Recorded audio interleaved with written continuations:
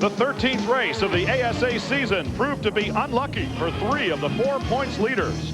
Gremlins and hobgoblins swirled around Minnesota State Fair Park, leaving even the brightest candles sputtering in the balmy breeze.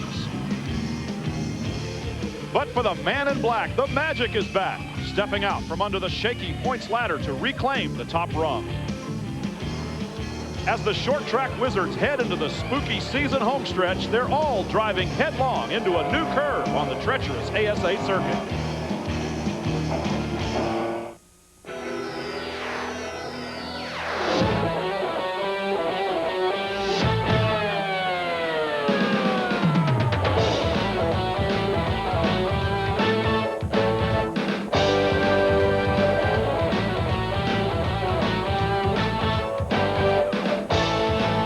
The premier short track racing series in America remains firmly camped in the heartland of the United States as the AC-Delco Challenge Series visits a new facility, Wisconsin International Raceway in Kaukauna, Wisconsin.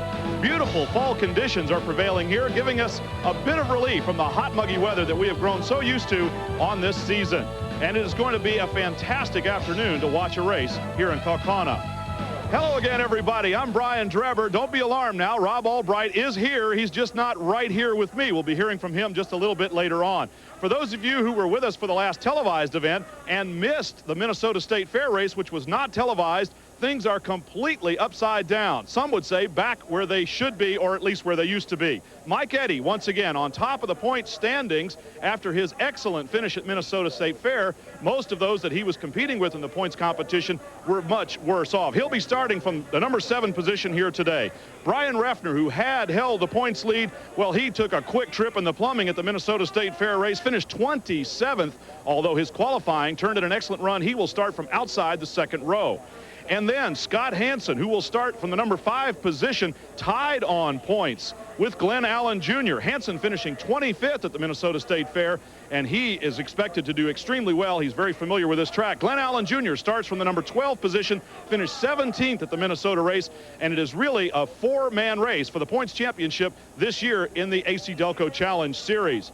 This racetrack is going to be a very important factor in the competition here today because it is very, very different. But let's go down to the starting grid, to the men who know something about this place, and they're with Ralph Shaheen.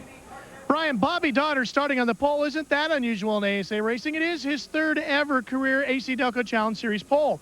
But how about this? He only did 10 laps in this car before putting it on the pole. Mark Schrader, his teammate this year, or today especially, helped set the car up for you. Now, getting on the pole is one thing, but not having a lot of laps, how much of a difference will that be during the race? Well, if Mark's done the job that I think he's done, you know, I had an awful good car when I showed up. I don't know what the car's going to do in long runs, but the Lube Tech car is really looking forward to maybe getting in victory lane. So Bobby Donner starts from the pole, but he's got a very unusual racetrack to deal with here at Wisconsin International Raceway. Here's Rob Albright with more on the racetrack. Ralph, many ASA drivers will tell you that they raced the track, not each other. Well, as we know, in most cases, that's just so much lip service. Not here, however, at Wisconsin International Raceway. As we saw yesterday, both in qualifying and in the last chance race, there are several lines that you can utilize to get around this racetrack. However, as these skid marks behind me attest, if you don't get through here just right, and we're at the entrance to turn number 1, you're in serious trouble. If you don't get through here accurately, you could end up against the outside retaining wall here in turn number 1, and that's something nobody wants to have happen this afternoon. Well, we're getting ready to get this race underway, the moment that we and all the folks in the stands are waiting for, the start of the Tournament of Speed 300. And for that, let's go, and with a little something different this time, once again to Ralph Shaheen. Brian, it's our first time here to Wisconsin International Raceway. It's fitting that a 5-time track champion gets us underway here at WIR. Okay, Hansen, give me a traditional Wisconsin motor startup. Well, from Scott Hansen and all the great fans here at Wisconsin International Raceway, boys, fire them up. Here you go, Brian.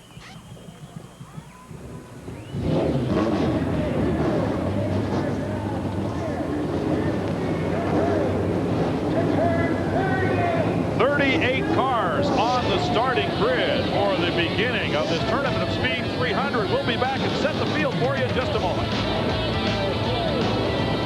The The 1995 AC-Delco Challenge Series on TNN is brought to you in part by your GM Goodwrench service dealer. We want your business. By Win Oil Company, makers of quality automotive car care products. Remember, when it's wins, it works.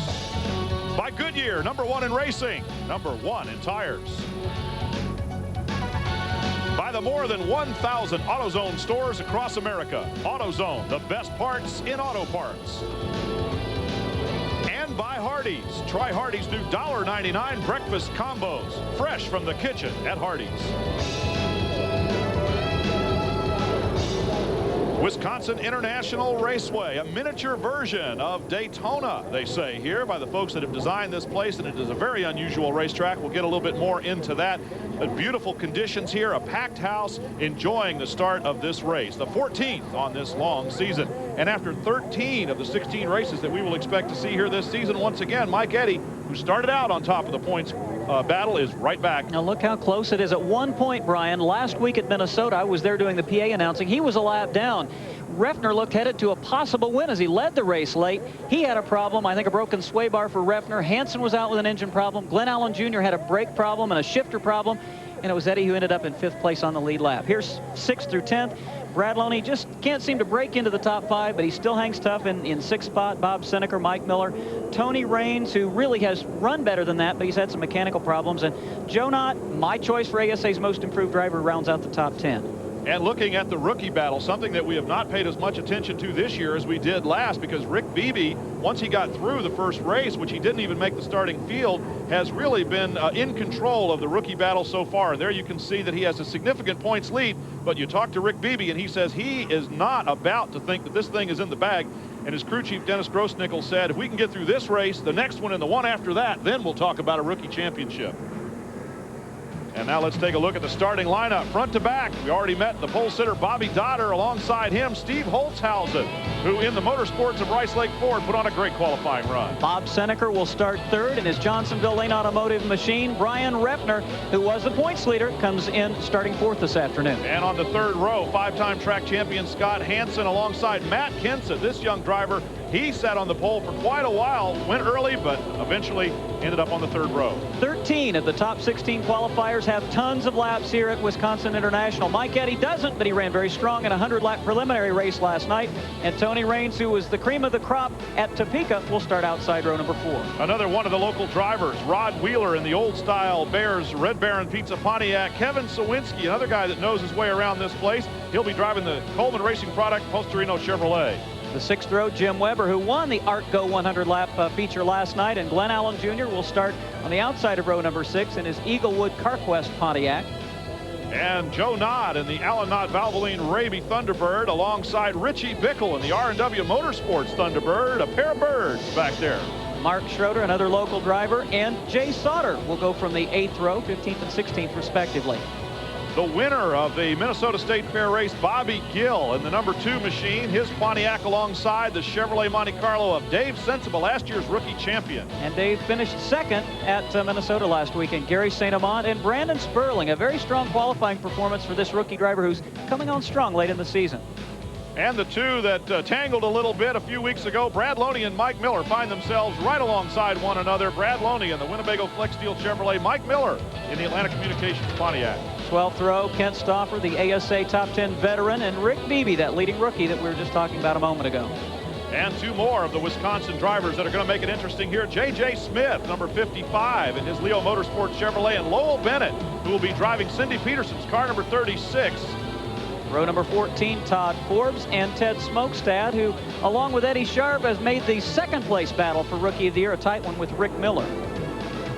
Tony Roper in the number 10 entry to Child's Tire Snyder Willwood Chevrolet, alongside rookie contender Pat Bordeaux in his BASF Finishmaster Chevy.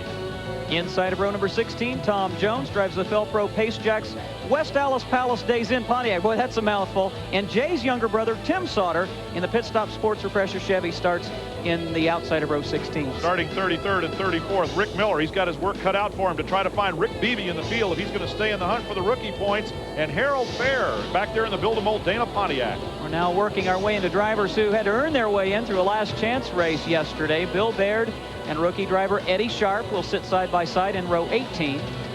And then rounding out the field, Dr. Yale Conley in the Simonton Windows Valvoline Chevrolet alongside Randy Larson in the Tony's Pizza Cops Food Chevy. Well, we call this the Tournament of Speed 300, and that's because, Brian, it's been a whole weekend of racing here at Wisconsin International Raceway. We've alluded to the ART-GO 100 last night. There was all kinds of local track racing on Friday evening. A total of 281 cars have participated. Unfortunately, several drivers who won't be going today because they missed the show, not fast enough, didn't make their way in through the last chance race. Randy Ruhlman in the Performance Line Products Ford Thunderbird, Tim Steele in the HS Dye Simlink Ford, Brad Funk, the Air East Lehigh Cole Pontiac, Billy Turner in the Central Fiber Sooner Speed Chevrolet. Nevertheless, 38 cars will take the starting grid in an unusually long warm-up session here because it is a little chilly. The temperature overnight down into the 50s. 38 cars starting. It'll be a 300-lap race on this half-mile, very unusually shaped racetrack. You could say it either has 3 or 5 turns. The official word is we're calling it 5-turn racetrack. And turns 1 and 2, well, all the turns are much different from one another. There's even a little kink here in the home stretch. 1 lap away from the start. The track has been compared to Daytona. We understand it originally was drawn as a shrunk-down replica of Daytona. I was struck watching the Winston Cup race last night at Richmond how much this track really looks like a slightly smaller Richmond Speedway. Well, the consensus is that it will be an interesting racetrack, that it is difficult to move from the front, or from the back to the front on this racetrack. Not so much difficult to pass as it is difficult to make up ground here. And we will see how some of the experienced drivers who are starting up front will do, and how some of the really experienced drivers starting a little bit deeper in the field will be able to move forward in this race. Of course, another of the interesting side lights to this is how the points battle is shaped up here now that essentially 4 men have a shot at the points championship.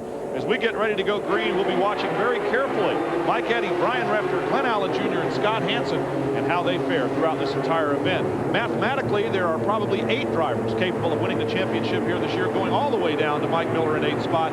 But realistically speaking, we're going to be looking at the ones we just mentioned.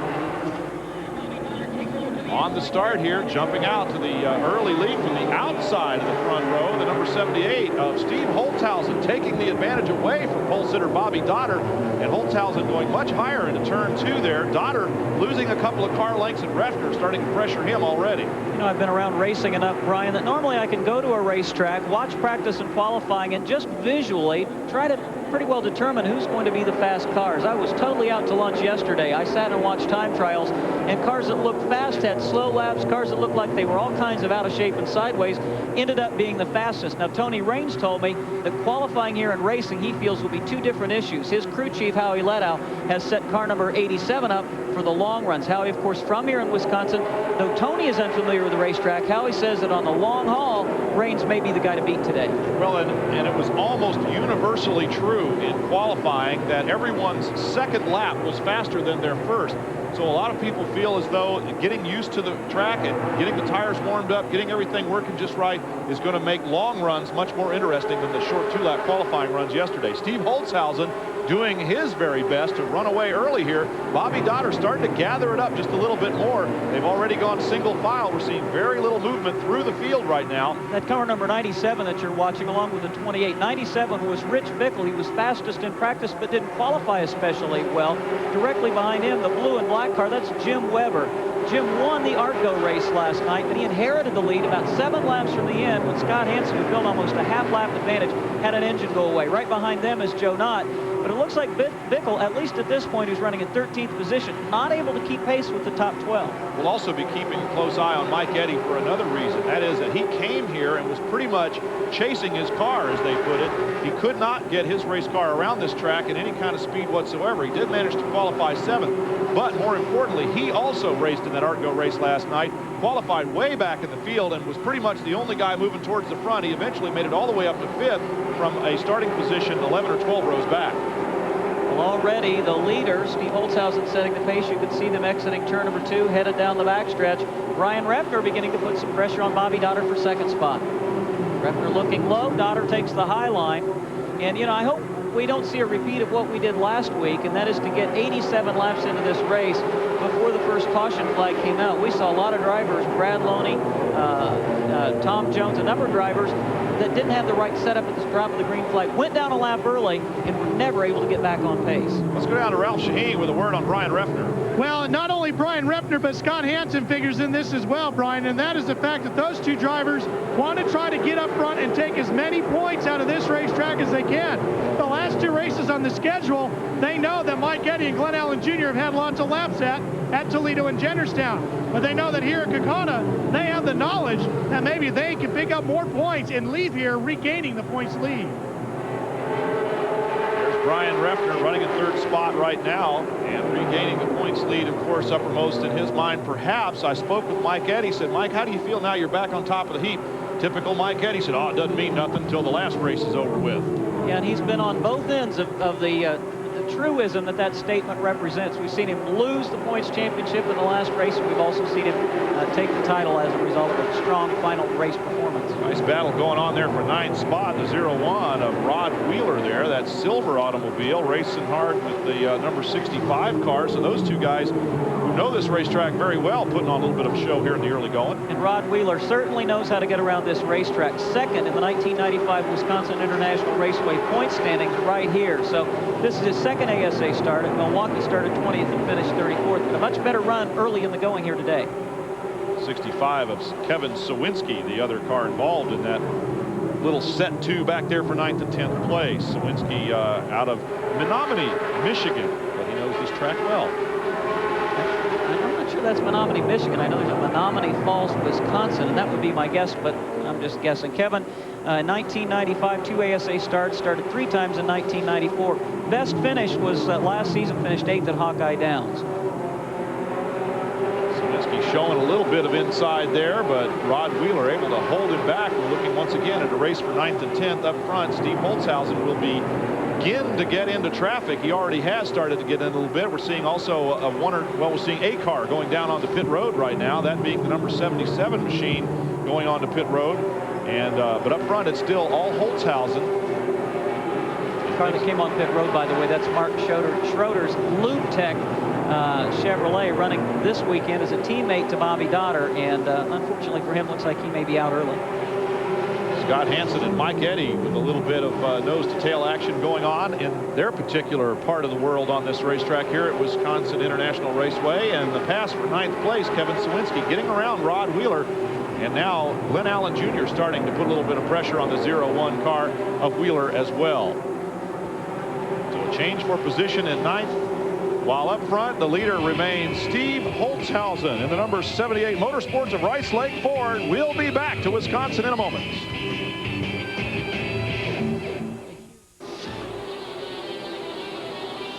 Welcome back to Wisconsin International Raceway, the Tournament of Speed 300. Steve Holtzhausen, who started outside row number 1, shot to the lead, has opened up a huge advantage over second place Brian Refner, although he's in a little bit of traffic right now.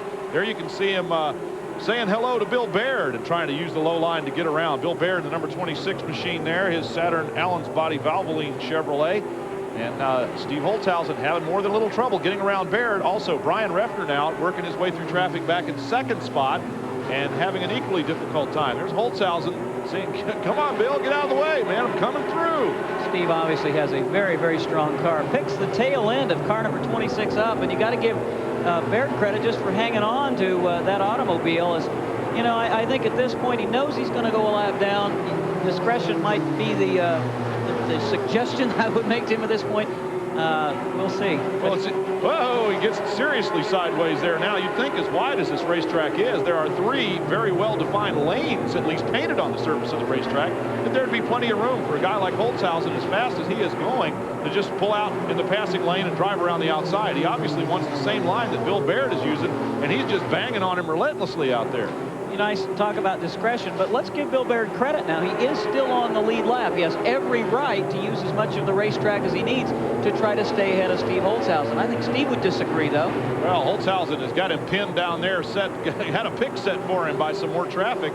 And Brian Refner, while all that was going on, has used the advantage, has used it to his advantage, and he has moved up well within striking distance now of the leader, Holtzhausen. As have Matt Kenseth and Tony Raines. There's the black and white numeral number 5 of Brian Refner. He's moved into second position, and he now will have to contend with Bill Baird. Though I think now being a lap down, Bill may not pose as much problem to the other drivers as he did trying to stay on the lead lap as he diced with Holtzhausen. Well, Refner got through pretty cleanly underneath there as we look at the number 78 of Steve Holtzhausen, who shot to the lead from the very first lap, right around the outside of pole sitter Bobby Dotter. Dotter, interestingly enough, is headed for the rear as quickly, it seems, as Holtzhausen headed towards the front. Let's go down once again to Ralph Shaheen. He is with the crew chief for the race leader right now. That's Brian Nutterman. Well, Brian, what's he saying to you on the radio? He's having a little trouble getting through traffic. He hasn't said a word yet, but the car owner's talking pretty loud right now. I saw you talking to the ASA officials as well. Are they going to help you with the move over flag? They're supposed to be working on it. They're supposed to be down talking to the right people. I also want to point out that Mark Schrader, the 77 Loop Tech entry, came in, changed the power steering belt. He's now back out, Brian. Well, there again, I'm not sure that Bill Baird really owed Steve Holtzhausen anything. He was still on the lead lap, and we've got a spin. It looks like Rod Wheeler in the 0-1 car coming off turn number 4, and that is going to bring out the yellow caution flag. And several drivers who are in grave jeopardy of going a lap down will certainly welcome this opportunity to come on pit road. Rod Wheeler, 0-1, that we saw locked in battle for this 9th and 10th position. He was passed eventually by Kevin Sawinski. No one has passed Steve Holtzhausen, and he is our race leader. We'll be back to the Tournament of Speed 300 in a moment.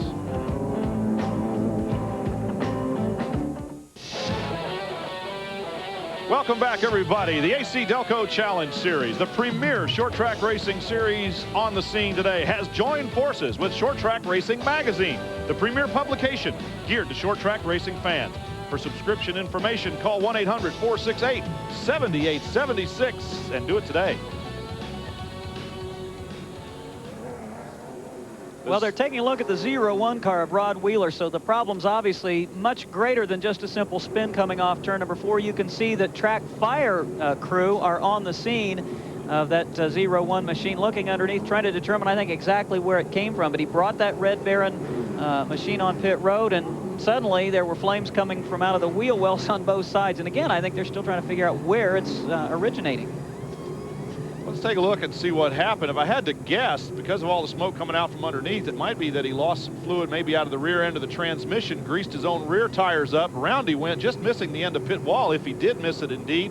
And Rod Wheeler facing the wrong way on the racetrack there. And there you can see the fire crew is, well, there's a little reason to be concerned, and it's no wonder they're hanging around. Tried to watch that time on that replay as he came off turn number 4. It did not appear that there was contact with another driver.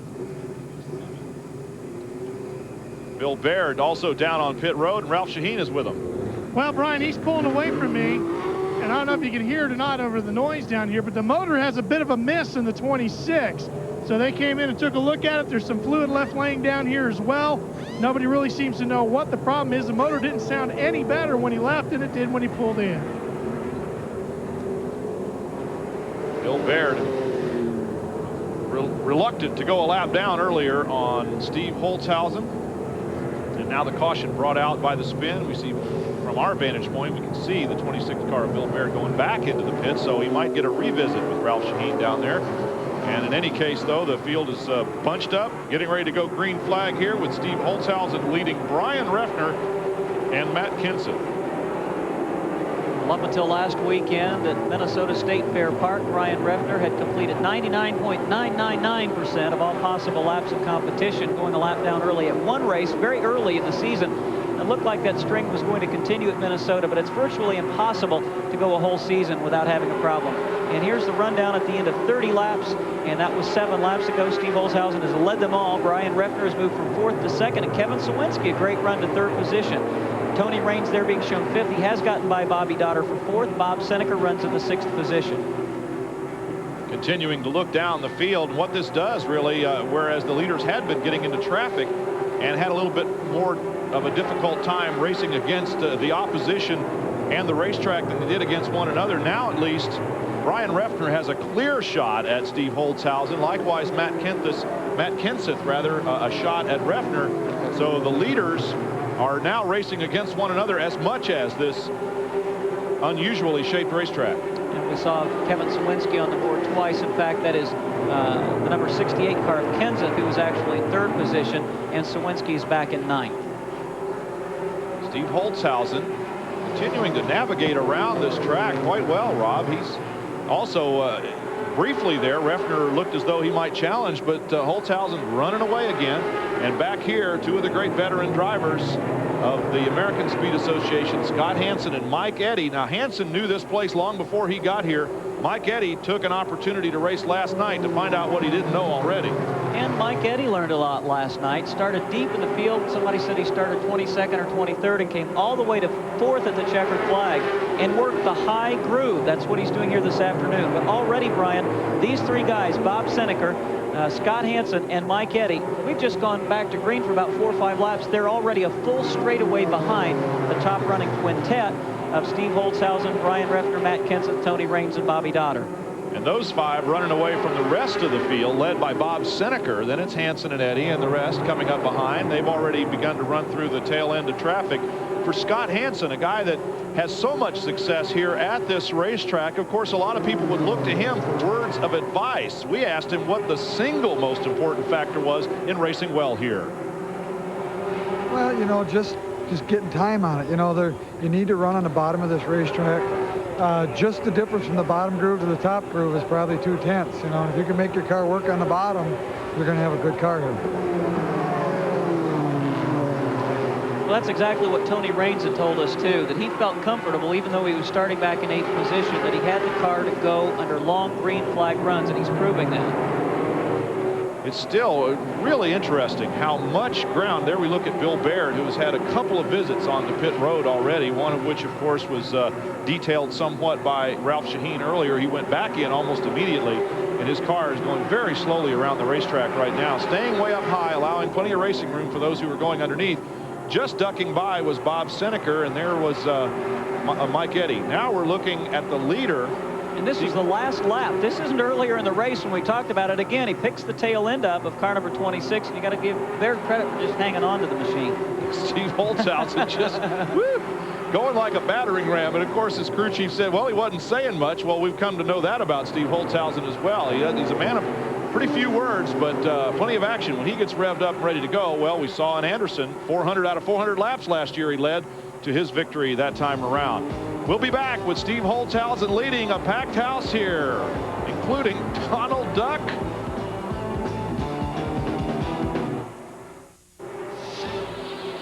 Welcome back, everybody, to Wisconsin International Raceway in Kaukauna. No, this isn't Hawaii, it's Wisconsin. Kaukauna, Wisconsin, to be exact. Just outside Green Bay and north of Milwaukee, with our leader Steve Holtzhausen encountering some serious traffic right now. He is really getting into the soup. We're going to go real quick right now to Ralph Shaheen down in the infield, who's a little bit in the yogurt of his own down there. Well, when you got smoke and stuff dripping off your brakes, I guess you could say, Rod Wheeler, you got a serious braking problem. What happened? Oh, yeah, we did. We broke a right front caliper. Short day. Red Baron car was running real well, but what do? You know, come back, go to Toledo. We'll go back there and see what we can do there. Just over Rod's shoulders, the 55 car back behind us. That's J.J. Smith. He's getting his ignition worked on. And Bill Baird, second time he came in, they fixed the coil. I think that was the problem with the engine misfiring, Brian. Now, Brian, Steve Holtzhausen is just setting a blistering pace. He's already put a lap on Tim Sauter, Harold Fair, and he's closing in on a whole host of cars that we normally don't see going a lap down, including Tom Jones, Dave Sensiba, Tony Roper, and Brad Loney. Here's Scott Hansen, and he's really been backpedaling in car number 53, started in 5th, and I think this is 9th, 10th, and 11th right now. That's Kevin Sawinski directly in front of him, and Rich Bickle behind in that white car number 97. While Steve Holtzhausen, and speaking of blistering, a lot of guys early in the day here were talking about the fact that tires could be a real situation to deal with here. Goodyear came to the racetrack with what they call their number 3s, a very soft compound. This track surface is very abrasive. The good news is that it's cool. If it had been a very hot day, these tires could grease up mighty quick, but people are saying that tires are going to be tire wear, and how those tires behave late in the race is going to be a problem that all the drivers and their pit crews are going to have to contend with.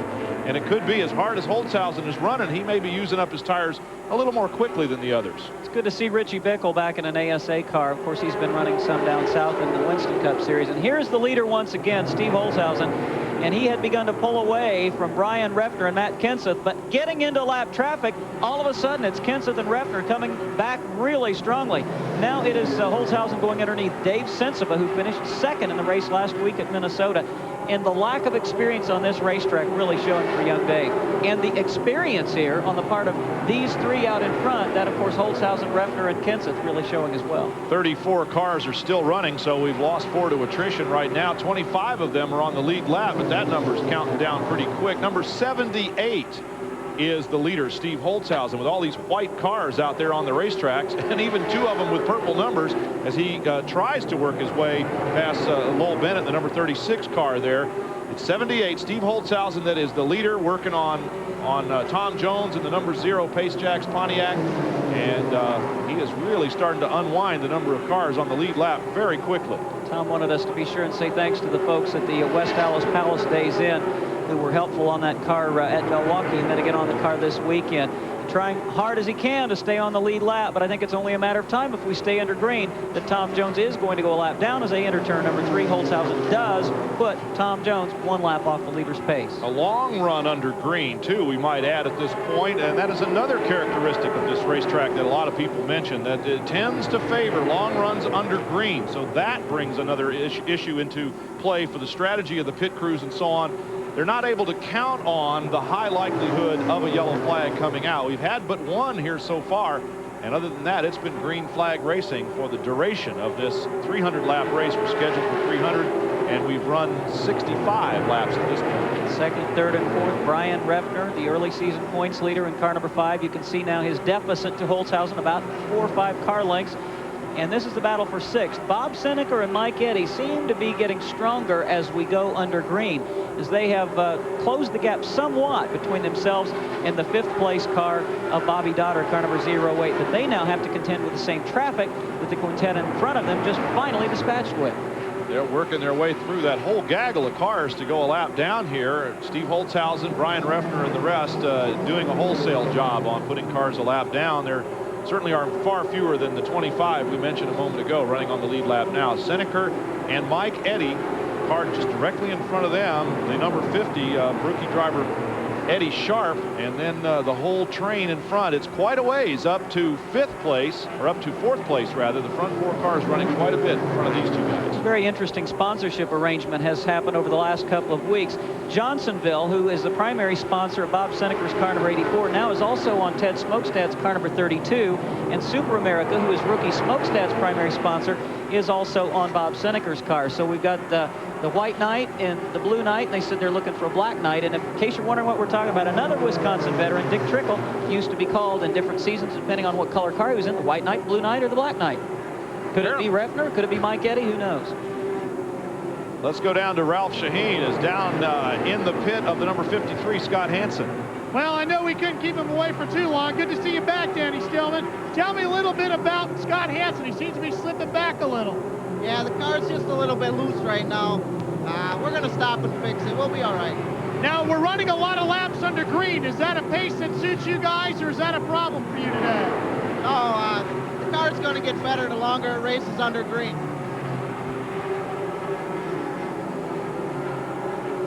Scott Hansen in his number 53.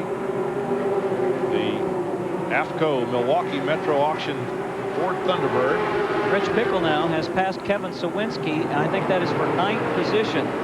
Bickle started back in 14th. He and Mike Miller, 2 drivers who have really picked up a number of positions in the early going of this race. And look at him stretch it out over Sawinski.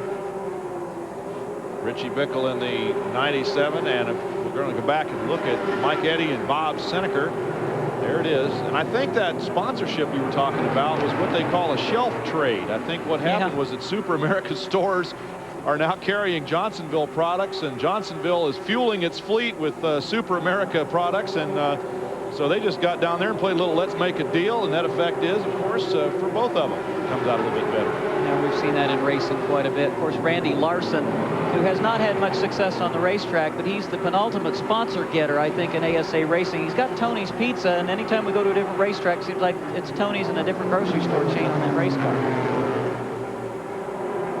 Things are settling out just a little bit here. Of course, as soon as we say that, something will happen to change the scenario and change it quickly. But right now, we're seeing Bob Seneker and Mike Eddy racing for 5th place, I believe. And we go back up front to the white number 78 with the purple number on it. He is the leader, still working on traffic, now trying to put Gary St. Amant a lap in arrears. A lot of folks enjoying some very good racing here on a beautiful fall day. There's a look at the top 10, and we'll be right back.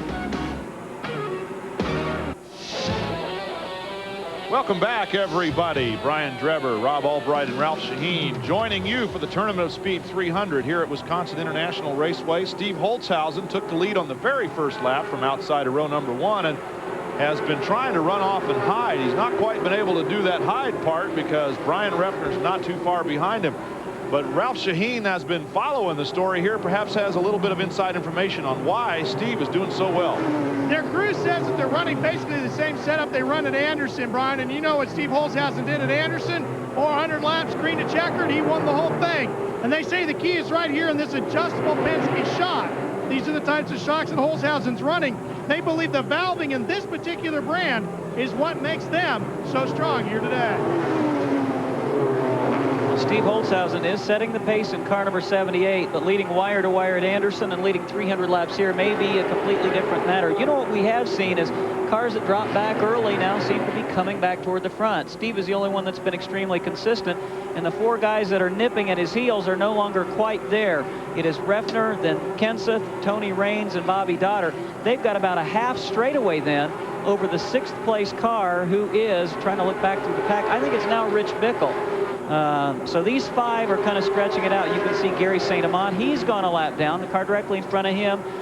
Brad Loney, who is also unfamiliar with this racetrack, a lap in arrears. So is Tony Roper, and he's directly in front of Loney. So 3 guys that normally run pretty strongly not yet have figured out this racetrack. I'm sure if they come back next year, they'll do a lot better. And we'll go back to the next group of automobiles, and directly behind them, there's Lowell Bennett and the 0 of Tom Jones. They are also 1 lap down, but those cars running right together on the racetrack. It's interesting, and maybe you can enlighten me a little bit here, how without coming into the pits and making any changes whatsoever, cars do seem to be changing in the way that they get around the track. Is it driver input? Is it the fact that the fuel is going down? Maybe the car's loosening or tightening up a little bit based on weight change? Or, I mean, what is going on? Because as you say, some cars are going forward, some backwards when no apparent changes have been made. Smoke on the 88 out of the right front there. Definitely probably a problem under braking. On the Mike Eddy car, and he's dropped back a couple of, well, not maybe for position, but you can see Scott Hansen and Glenn Allen Jr. close right in on the back end of car number 88 as they've chased him down from about a straightaway back. In answer to your question, I don't know, but I'll tell you what I think. I think that a driver who can adapt his driving style to what the race car will give him, I think that's the answer to your question. We've talked about the fact there are 3 grooves around this racetrack, and as the tires go away, you might change your line and actually pick up 2 or 3 tenths. And I think the guys who have the laps here are proving that. Hansen, we mentioned he was dropping back. Now he's beginning to slowly make his way up toward the front again. He was a full straightaway behind Mike Eddy just a few laps ago. And I don't know what the problem is. Ralph, I'm sure, is down on pit road. And Ralph, what's going on with Mike Eddy's car? Well, I got his crew chief, Howard Thomas. Howie, what's up with the car? Well, I don't really know. I see a little smoke coming out of the right front. I'm going to assume it's probably from the brakes. He's probably got the brakes really heated up. One thing about Mike Eddy is he's pretty quiet. They won't really know until they come in and pit. Also want to report that Randy Larson, the 02 Tony's Pizza car, is out. He's got a wheel bearing seizing up on it. Turn number 1 here at Wisconsin International Raceway is what they call a brake killer because it's so flat. The banking doesn't really allow them any opportunity to slow the car down with the banking.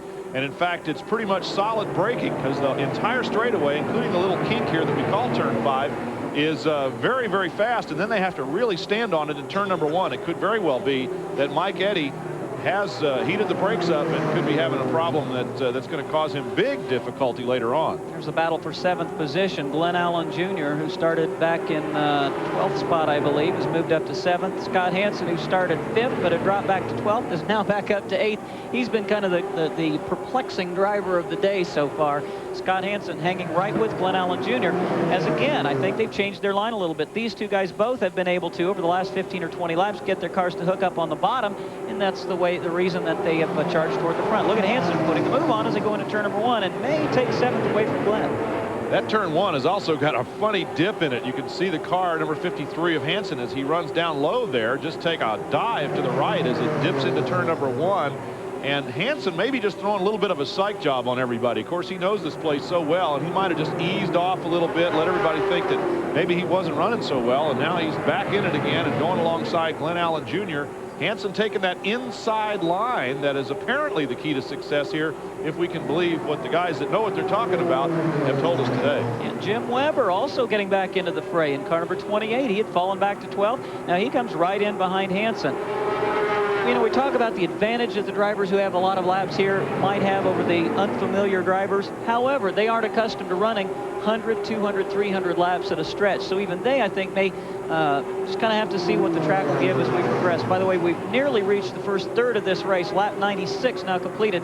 We haven't seen Steve Holtzhausen for a long time. The reason, he's unchallenged. It's a good point that you made about the fact that a lot of the drivers that do run here regularly don't have to make pit stops.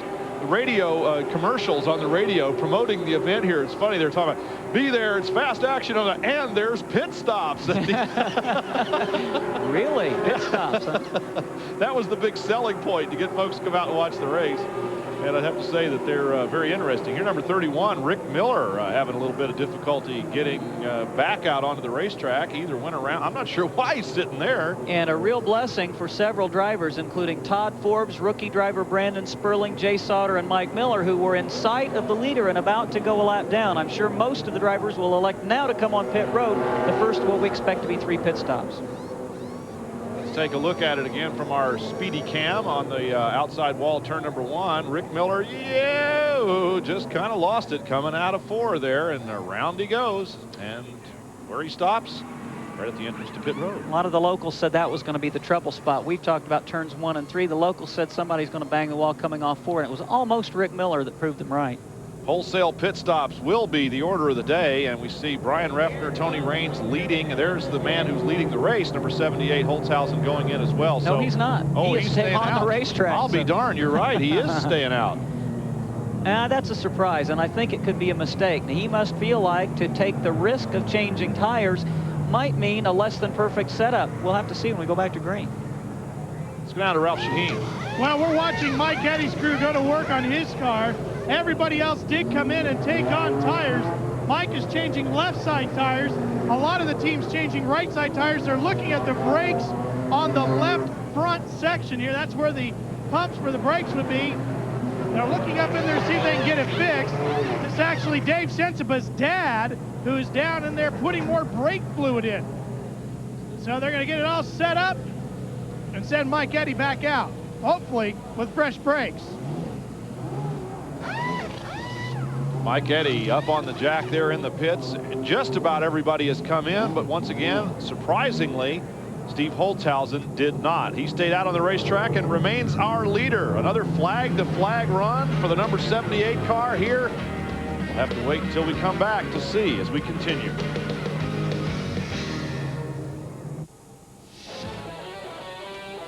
Welcome back, everybody, to the Group 5 Sports presentation of the Tournament of Speed 300 at Kaukauna, Wisconsin, the Wisconsin International Raceway. Some pretty creative folks here have been hard at work, of course, tearing up the linen closet and whatever else they could find to draw a little sign on there. There's Steve Holtzhausen, who, interestingly enough, elected to stay out while just about everybody else came in on pit road. Ralph Shaheen was hanging around down there, and maybe he's found out something we don't know. Ralph? His crew chief is Brian Nuttleman. All right, Brian, the big question, why'd you stay out? It's kind of well, actually, at Minnesota, we were probably pitted more than everybody else, like 9 times, and we kept losing track position. We thought we'd try it this way once. All right, well, you've got about 110 laps almost in the books. How much longer can you stay out before you absolutely have to? We're going to try to make it to 150 and try to make it on one stop. That's going to be interesting to see, Brian, because we've seen a lot of green flag laps today. It'll be interesting to see if they can go that far. Little riverboat gambling, Rob. Yeah, I'm really surprised at that decision. Yes, they can make it on one stop, but we see about 4 lapped automobiles separating him from second place Tony Raines in car number 87. Now, if at the next caution Steve does come in, he can only change either right sides or left sides, where Raines and all the other drivers that were on the lead lap will have an opportunity to have 4 tires that are fresh. And we've got Dennis Lampman in the booth with us. Dennis, of course, an ASA racing veteran who's sitting out the last part of the 1995 season, getting geared up for 1996. Dennis, you're one of these Wisconsin guys. What's the thinking there? Is Steve making a mistake, or you think it's the right call? Well, I think they're making a mistake. They could be getting tires on and run. If they get a quick yellow here, I think they might just drive right by him. There's a lot of racing left. What we really haven't kept an eye on is how much the times have fallen off. 17 cars are on the lead lap. The last car on the lead lap is Mike Eddy's car number 88, and Ralph is on pit road. Ralph, it's a very serious problem, isn't it? Yes, it is, Rob. He has no brakes right now, so the crew is waiting. They're trying to set up a bit of a catching fence down here, if you will, with their crew. They're going to try and get Mike into the back paddock area back here where there's some grass runoff area and so forth. Howard Thomas and the crew letting everybody else around here know what the situation is. They're going to try and catch the car as he rolls in, get him to stop, and get it up on the jack stand, see if they can't fix the problem. Well, the car has already stopped. We're seeing a shot of Mike Eddy's Goodwrench Pontiac, and he has stopped, I'm not sure exactly where, but nowhere near where the crew is waiting for him. That race car is clear on the other end of the track, and the only one anywhere near him is an ASA official. You never write off Mike Eddy when it comes championship time, but if they're not able to get this car back out there, Dennis, when he's battling Glenn Allen, Scott Hansen, and Brian Reffner, I think the likelihood that all 3 of them would have problems, you know, it's a very unlikely set of circumstances. So they've got to do everything they can as quickly as possible to get Mike Eddy out. But you can see him in the back paddock area with his helmet off. Is this the end of the line in terms of an 8th championship? I don't know. There's still 2 races left, and he runs real good at Toledo and Pennsylvania, so I wouldn't write him off yet. I know he'll come from behind at Pennsylvania and put on a heck of a show there. Mike Eddy stopping just inside turn number 3 in the back paddock area, taking his helmet off. Now, of course, I'm not ready to write him off yet. Of course, not for a win, but they very well may get that number 88 car back out on the racetrack, because it's so important for him to make laps and make points. And right now, well, he was 17th. And the last car on the lead lap, they're already 4 or 5 cars out of the race. So Mike Eddy needs to get back out there just to circulate, because attrition could certainly still help him out. The leader is Steve Holzhausen. Right behind him is Tony Roper, a lap down, along with Tom Jones and Dave Sensiva. Brian Reffner is now passing Sensiva. There he is. He has gotten by Tony Raines, who came out of the pit stops in 2nd position. But it's now Reffner 2nd, Raines 3rd, and look at Reffner dropping to the low side. Boy, Reffner's got his car working extremely well down on the low side. Tony Roper, his minutes in 2nd position on the racetrack are numbered. It looks like Reffner's just going to set up a high move, going high out of 3, low into 4. That's the accepted quick way around this racetrack. He's able to get out of that turn much quicker through the kink in 5, and already he's right back in his 2nd spot. And it's pretty obvious, Dennis, that fresh tires do make a huge difference. Look at Reffner now beginning to reel in Steve Holzhausen. Yeah, the tires that they ran here this weekend were, they're going to have to change them a lot more often. They're a little bit softer than what we normally run for this type of racetrack. We run them here in 100-lap races and 200-lap races, but on a Sunday afternoon, getting into one and over that bump, if you're braking going over into that bump, you end up in the middle of the racetrack, and that's the problem they've been having. So they've been trying to slow the car down before they get to the bump so they can roll over it. It's 4th, 5th, 6th, and 7th as you're watching. And we've had a problem down in turn number 1. Parts all over the racetrack. It will bring out the yellow. Joe Knott, who was in 12th position, you just saw him. The rear of the car jacked up. Looks like either a rear end problem or maybe a transmission problem. Likely something in the rear end of Joe Knott's car. And for the 10th place man in points, also looks pretty bad at this point. Okay, real quick, we're going to head for a commercial break. We're going to come back, and it would appear now that this is the caution flag that Steve Holzhausen needed to get in and change tires. We'll have to see in just a moment. Welcome back, everybody, and hi there. A little flurry of activity while we were gone, of course, precipitated by a caution flag. Quickly, let's go down to Ralph Shaheen for an update. Well, we've got Mike Eddy with us here. Mike, what was the situation with the brakes? Did they just go away all of a sudden? Well, they were starting to get a little spongy. Then on the yellow, we stopped there and we changed the tires and checked the fluid, and it was down on fluid, so we were leaking fluid somewhere. Evidently, we got a brake caliper that's leaking or something, and which that wasn't bad. We got the fluid in and got brakes back, and then one of the shafts on the master cylinder bent, and the brake pedal stuck on the floor. Well, they're fixing the car right now, gentlemen, to try to get Mike back in as quick as they can, pick up as many points as they can here. We also want to point out Steve Holzhausen, the leader, did come in and pit. They did not stretch it all the way to 150 plus laps, so they fueled that car up and got the number 78 back out onto the racetrack. We noticed also that a couple of the other lead lap drivers, including Scott Hansen, Bob Seneker, and rookie Brandon Sperling, also came in for the second time. They've now got 4 fresh ones. Well, Steve Holzhausen lost a lot of track position that time. We'll try to sort all this out, come back with a clear picture of what's going on at the Tournament of Speed 300.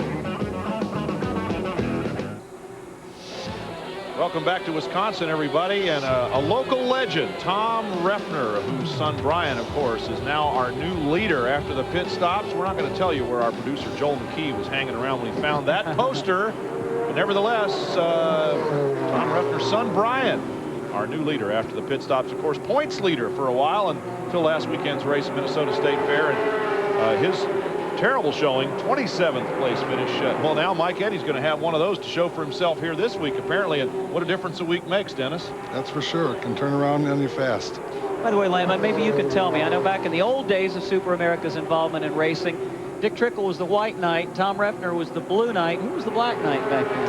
I don't know. He was from Minnesota. Hey, he was from Minnesota. I never got to race with him, I don't think. Well, right now, the black knight, at least of this day, is Brian Refner, who may be sensing that he can reappropriate that points lead, is setting the pace in car number 5 as he continues to stretch it out, or he tries to stretch it out, I should say. Tony Raines is able to hang tough in car number 87. In 3rd position is Matt Kenseth, but now Raines and Refner are pulling away from Kenseth. 15 cars still on the lead lap. Here's the number 51 car of Brandon Sperling, who has had quite a run here. Sperling starting 20th, and he's up to 15th and has been pretty consistent. Yeah, we've really chronicled his progress this year as a rookie driver coming to ASA from way out in Alta Loma, California.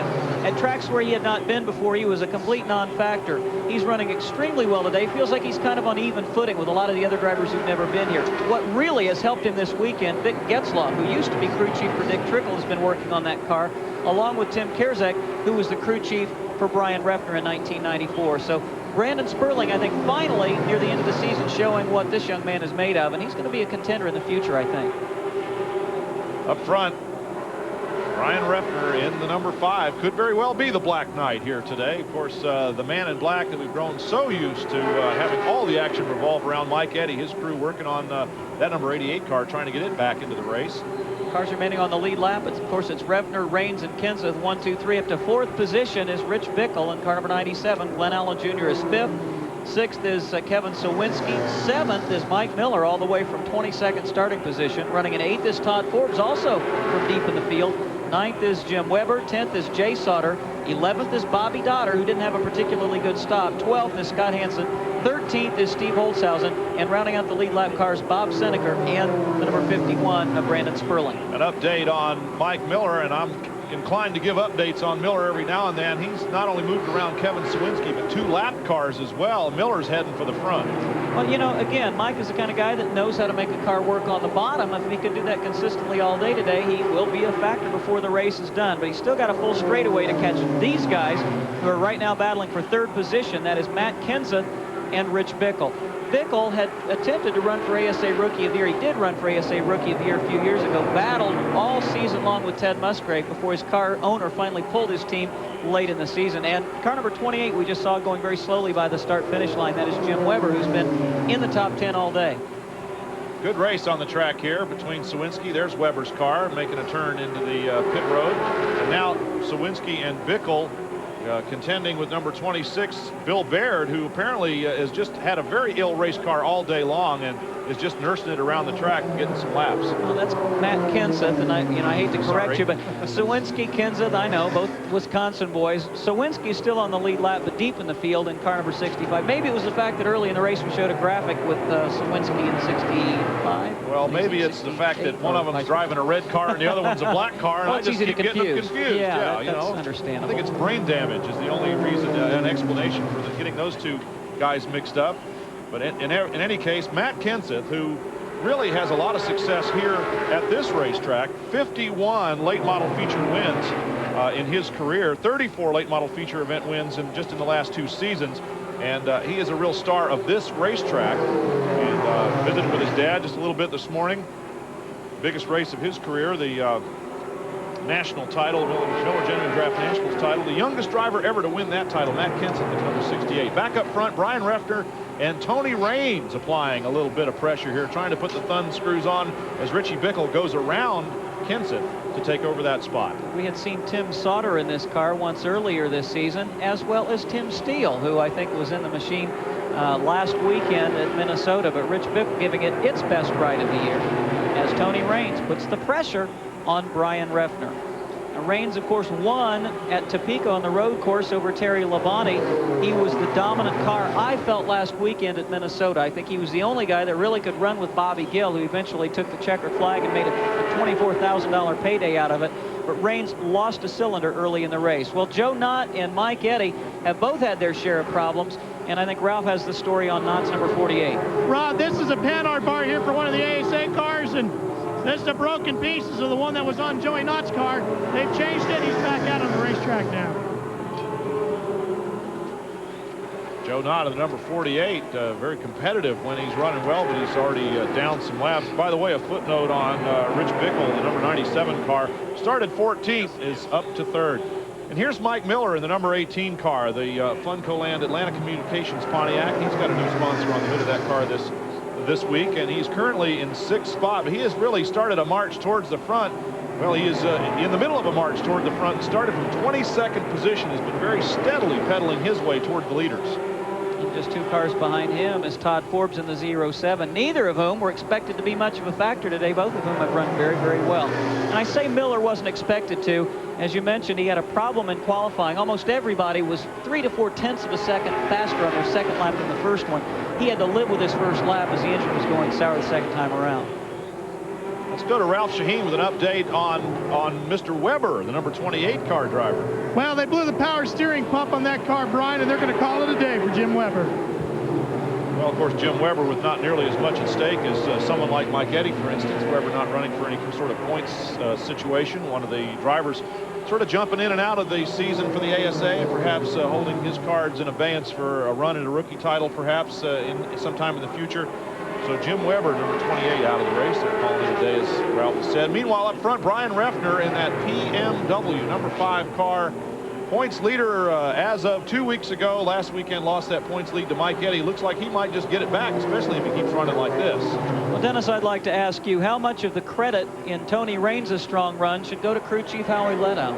I think quite a bit. Tony and him have worked real well together, and I think Tony brought a lot of information from Dillon race cars with him, and could help out with some of the setups and stuff, and some of the things that change, and I think that both of them have jived very well. You brought up a good point. Tony Raines used to work for Ray Dillon, who fielded championship-winning cars for Mark Martin a decade or so ago in ASA. And I think that experience probably helped Tony as much as anything. He always was a talented driver, came to ASA in the Grand Mark Series back in the early days of that organization, and kind of learned the ropes that way, and then working in the shops of Ray Dillon. And to me, that is one thing that differentiates most ASA drivers from their southern counterparts, is they learn to build and set up race cars as well as just sitting behind the wheel and driving. And that's why so many of the ASA drivers have had success here, and then maybe even greater success when they've gone down south to NASCAR. Yeah, I think they got away from it a little bit, and now I think they're coming back around again, where the car builders are getting the driver involved a little bit more, and it's needed because so they know which direction they're going when they do make a change. And look at Rich Bickle in car number 97 as he has caught Brian Refner and Tony Raines. And now Raines, if he's going to make the move, has got to do it quickly. These are your top 3 running cars, nose to tail right now, behind the number 5 of Brian Refner, and Refner working his way around some of the traffic on the racetrack there, with Tony Raines right behind him. Talking also about Tony Raines, I have a little bit of input there. One of the days out at a racetrack a few weeks ago, the team had trouble. They had to replace an engine. Well, it was Tony Raines who was out there taking the engine out and making the final touches to putting the new engine back in. Howie Leddow, who had worked all night on the car, was not there, but Tony Raines was working on the car the next morning, putting the final touches on it before qualifying. It just gives you an additional level of confidence, too, when you've had something to do with the actual dialing in of the race car. Well, if you're wondering about Steve Holzhausen, these guys can see him on the back straightaway. When they exit turn number 2, he's just going into turn 3. And Dennis, again, you really have to wonder about the decision to keep Steve Holzhausen out when all the leaders came in under that caution flag at about lap number 100. Yeah, a couple cars came in with him. Scott Hansen came in, I think Bob did too, and it might pay off later, but if these guys keep on running at the pace they're running at, they might not be able to stay afloat. Just a lap away from the halfway mark in this tournament of speed 300, 150 laps going in the books here within a matter of seconds. Our 3 lead cars running right together. Richie Bickle trying to give Tony Raines a little bit of a look inside. And as a result, it has allowed Brian Refner to breathe just a little easier as he stretched his lead over Raines to about 3 car lengths. You have to feel like, though, if Bickle is able to get around Raines, that he can put the heat on Refner as well. Also out on the racetrack, of course, just a little bit further back is the battle for 4th, 5th, 6th place while we watch the 3 leaders. And cars are pretty much scattered all over the track right now. At the mid-race here, we've had 2 leaders in the whoa. And Steve Holzhausen is up into the wall in turns 1 and 2. That car is coming to a stop in turn number 2. Steve Holzhausen, that Motorsports of Rice Lake Thunderbird that was so dominant, I don't know, maybe a little bit of cat and mouse being played between the starter and Steve Holzhausen. And Eddie Sharp is spun also, and I think that's way down in turn number 3. Car number 50 has made contact with somebody or something, the right front damage to that red Ford Thunderbird. Not sure if those 2 events were related in any way. Holzhausen coming to a stop and getting back going again. Eddie Sharp now trying to make his way in the reverse direction. There's a tire down, of course, on Holzhausen's car. Once again, we don't know whether the tire went down first and then he hit the wall or whether this is a result. There was some debris over in that turn 1-2 area earlier, and let's take another look at it here. Perhaps we can get a little bit better look. Well, he was running right down in the groove in turn number 1, and you can see that the right front has already gone down. He's just hanging on, riding it up into the gray stuff, loose debris all over the racetrack, and boom. And you have to feel like, Dennis, as hard as he hit, he's probably done some damage to the right front corner. Ralph Shaheen is there. Well, they've already changed the right front tire and gotten him back underway, and it didn't look like they were too concerned about suspension damage. We'll get over here and check real quick with Brian while we wait for the rest of the cars to come down pit road. Brian, did you have any problems with suspension? Yeah, the sway bar's broke. Okay, so broken sway bar for Holzhausen, and now we see Brian Refner come in. His crew's going to go to work on his car. This is a scheduled stop for this team. They plan on coming in and making this one. They think they will probably make at least 1 more before the afternoon is done. We are past the 150 lap mark. Oh, and they have trouble getting the left rear on. Their car falls down off the jacks before they get the left rear on. So this is really going to slow them down as Rich Bickle and Tony Raines have both gone to buy him now. So have a number of other cars, including Jay Sauter, Kevin Sawinski, Matt Kenson, Mike Miller, Glenn Allen Jr., all were on pit road, and Refner's going to come out near the tail of the lead lap. Well, things are not what they were a moment ago. Pit stops have a way of making that change, so perhaps the guys designing the promotion here, there are pit stops, has been a significant factor.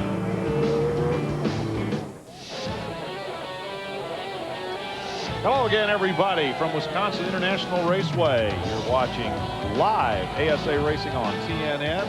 Glad you could join us. Glenn Allen Jr. circling the track in 6th place right now. When we came here, our young colleague Josh Duvall was as curious as we were about how these drivers deal with a new track. That's the subject of this week's Young Racers.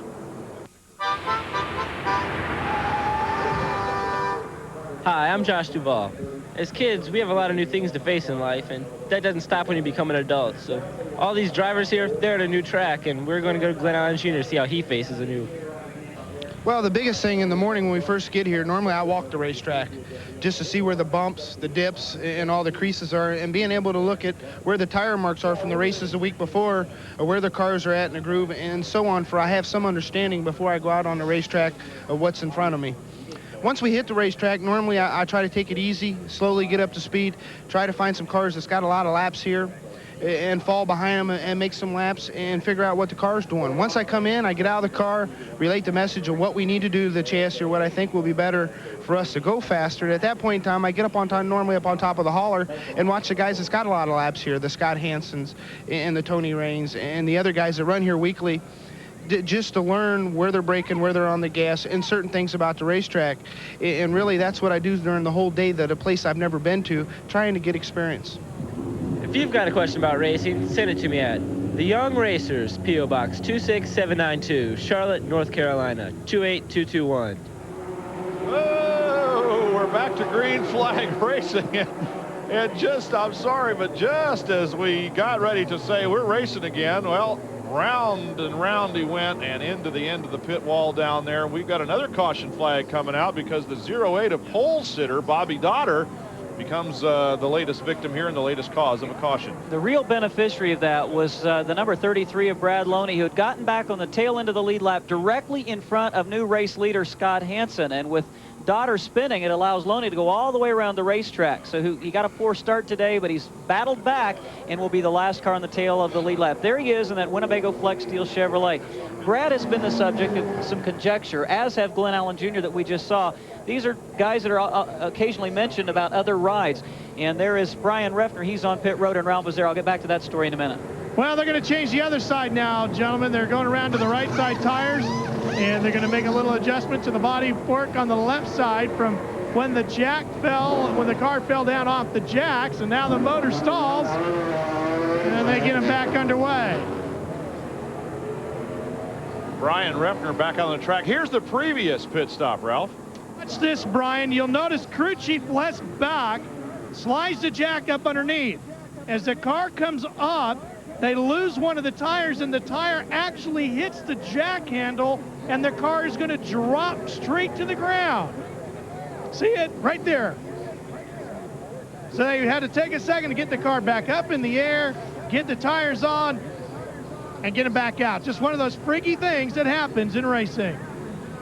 Well, and subsequently, Brian Refner lost a lot of track position on that pit stop. Now he's come in, and he has 4 very fresh tires. So, Dennis Lampman, I'll ask you, and of course Rob as well. You say that fresh tires make a big difference here on this racetrack. Well, the guy with the freshest tires now is Brian Refner. Yeah, I wanted to comment. We're looking at Glenn Allen again. He, Gary St. Amant, and Brad Loney have been the subject these most recent weeks of some speculation. Glenn Allen, according to Speed Sport News, is going to be in the 99 car in Busch Grand National next year. He says that is not a done deal, as was reported, though there are negotiations going on. Gary St. Amant has been offered the Roush truck ride, I understand. He'll stay, and at least that's what he's telling us. And Brad Loney says he's at least a year away also. Well, that gives us a few things to think about while we listen to some more important messages here. We're once again under caution. We expect to be racing when we come back here at the Tournament of Speed 300. Welcome back, everybody. Our leader, Scott Hansen. See Scott run. See Scott try to run away from the field like he did last night until he broke. He led 95 out of 100 laps and almost won the race here, the Artgo 100 last night. And he has come back on the racetrack, has opened up a huge lead over the battle for second place, led by Bobby Gill, the winner a week ago. And Bobby Gill continues to impress in that Jim Daly, Justice Brothers Gill and Car Care Products car number 2, but he now has his hands full with Tony Raines. Now, Bobby Gill has no experience on this racetrack, and he's been on the lead lap all day, but this is as strongly as we've seen him going since the drop of the green flag. I think Raines is going to get around him. When he does, he's got a long way to go to catch Scott Hansen as we've reached lap number 173. And finally, I think now Tony has the edge, and here comes Glenn Allen charging, and he'll try to take over third position, and I think he'll get that done as well. Tony Raines moving into second spot. Bobby Gill pretty courteously moving out. Maybe that's just where his car has to be. Now, Glenn Allen Jr. working the inside line. That is the one that everybody says you have to work in order to be successful here. Tony Raines set sail after leader Scott Hansen. Glenn Allen Jr. trying to follow suit. Brad Loney, who we thought had managed to get off, get himself unlapped, has been put behind Hansen, the leader, and is in fact still a lap down. Let's go to Ralph Shaheen. He's got a little bit of an inside tip on the number 2 car. Well, after their big win at the Minnesota State Fairgrounds, Bobby Gill and the Justice Brothers guys were getting on crew chief Jim Daly. Hey, buy us a big dish so we can get all our favorite racing on TV. Well, as creative a guy as he is, Daly got him one, a dish. He's got the right network and the right racing. Maybe if they win here today, they get the real thing. I don't know. After the payday they had last weekend, some 24 grand, if they can't afford a dish then, I don't know how they're going to afford anything more than a paper plate today. And of course, that rendered Bobby Gill ineligible for any future Rookie of the Year considerations that he might have. But as Jim Daly put it, hey, we'll take that 25 guaranteed in the bank against a lottery ticket for $50,000 in a Rookie of the Year chase. You got to run 18 races to get Rookie of the Year. We ran one and got half that money all at once. Brad Loney is a lap down as they cross the start-finish line in conjunction with Bobby Dotter's spin. I thought he was slightly ahead of Scott Hansen. Not so. He's now losing spots on the racetrack. He is a lap down. Mike Miller gets by, and now Matt Kenseth will work the high side in car number 68 along with Rich Bickle. Meanwhile, up in front, these cars are about half a lap now behind the leader, Scott Hansen. Brad Loney finally getting down on the low side of the track and allowing the guys to get around the outside. He was very reluctant to give up that position. He felt like perhaps that he was back on the lead lap, and once the leader started to come at him there and the other guys tried to get around, Brad trying to race with him, but of course these guys are on the lead lap. Brad only a lap down now, and you're looking at the string of cars stretched out behind the leader, Scott Hansen, who is just gone. There is Jay Sauter in car number 1. He's had a strong run. He's in 7th position. Scott Lefevre, who's fielding this car for him, has said if we have a few good impressive performances this year, maybe we can get a major sponsor and do the whole thing in 1996. We understand they're very close to inking a deal with Trop Arctic and Phillips 66. Today's run is not going to hurt him in that quest to sign that major sponsors. He's running in 7th position, directly in front of now Brian Refner and 07 Todd Forbes. There's Jay Sauter's car number 1. Up front, Scott Hansen with a pretty sizable lead on Tony Raines, although Raines is beginning to make up some ground. We can see the front end of his number 87 car sneaking into the picture there as we watch the leader, Scott Hansen. We'll watch him while you watch some important messages from our sponsors. We'll be right here when you come back at the Tournament of Speed 300. We weren't gone that long. Hope you missed us. Here's Scott Hansen, who is still leading, and he can do, we got some debris on the racetrack there just as Hansen went by the start-finish line. We see some stuff scattering out. That perhaps will bring out a caution. Doesn't look like anything too serious. Yes, the yellow flag is waving. There's the stuff rolling around just outside of what they call turn number 5, the kink in the middle of the straightaway. Let's go to Ralph Shaheen with a man whose day started out so well and has pretty much come to an end.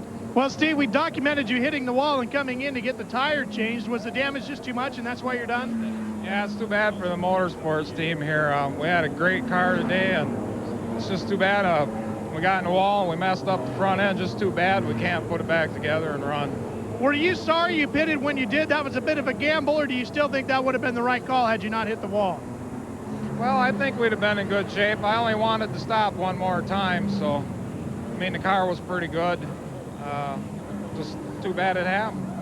Tough day for a former Rookie of the Year here in the ASA Tour. We also want to update you on Mike Eddy. They're bleeding the Blakes right now, and as soon as they're completed with that, Mike Eddy will be back into this race.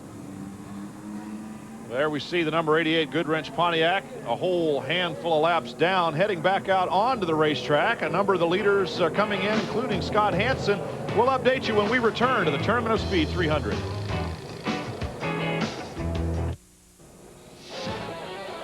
The 1995 AC-Delco Challenge Series on TNN is brought to you in part by Win Oil Company, makers of quality automotive car care products. Remember, when it's wins, it works. By your GM Goodwrench service dealer. We want your business. By Just for Men, the leader in men's hair coloring, blends away gray in 5 minutes. And by Pep Boys, Automotive Supercenters. You know, Brian, we'd be a bit remiss if we didn't say thanks to a couple of very important people. Bruce Sherman, the folks from ASCO, and their TV trailer for our TV compound. Thanks a lot. And also to Roger Van Dalwyk, who's the track owner-operator here at Wisconsin International. Built us a brand new television booth, probably the nicest one we've had all season. Thanks, Roger. Okay, the trivia question for the lap 187 mark here is who's the new race leader? And we'll give you a clue. His number 84 blue race car is right in the middle of your screen. Bob Seneker. Bob Seneker has just been quietly in the hunt all day, mostly been a 5th or 6th place car. You think Dennis Lampman, with 100 laps to go, is it his plan now to stay out the rest of the way, or is he going to need another stop? He might stay out the rest of the way. He stopped earlier and put on right side tires, and now they changed lefts and then rights. he might be set for the rest of the race, depending on how the yellows fall here. I don't know, the guy right behind him there, you can see the front end of Brian Reffner's car number 5. Now some damage to the left front quarter panel of that automobile. Some of that Kevlar fiberglass bodywork is come loose, and I don't think that's going to create a problem unless it comes off the car, and then it could be a trouble for the guys behind him. Let's go down to Ralph Shaheen with Bobby Dotter, who was running second when he called it a day. Well, the LoopTech car is done for the day. Bobby, what happened to it? Well, this isn't where I was hoping to be talking to you from. We had a car that was capable of winning the race, I believe. We stayed right up front, weren't hurting the tires, car was running great. And it was just a little on the loose side, and the driver just messed up. I mean, we got a little loose coming off 4. Scott dove under a slower car, and I tried to follow him, and I turned down a little too hard coming off the corner, and the back end come around. It's been a good weekend for you, though, all in all year, and you're an occasional visitor with us. Will we see you back before the year is out, or what are your plans for 96?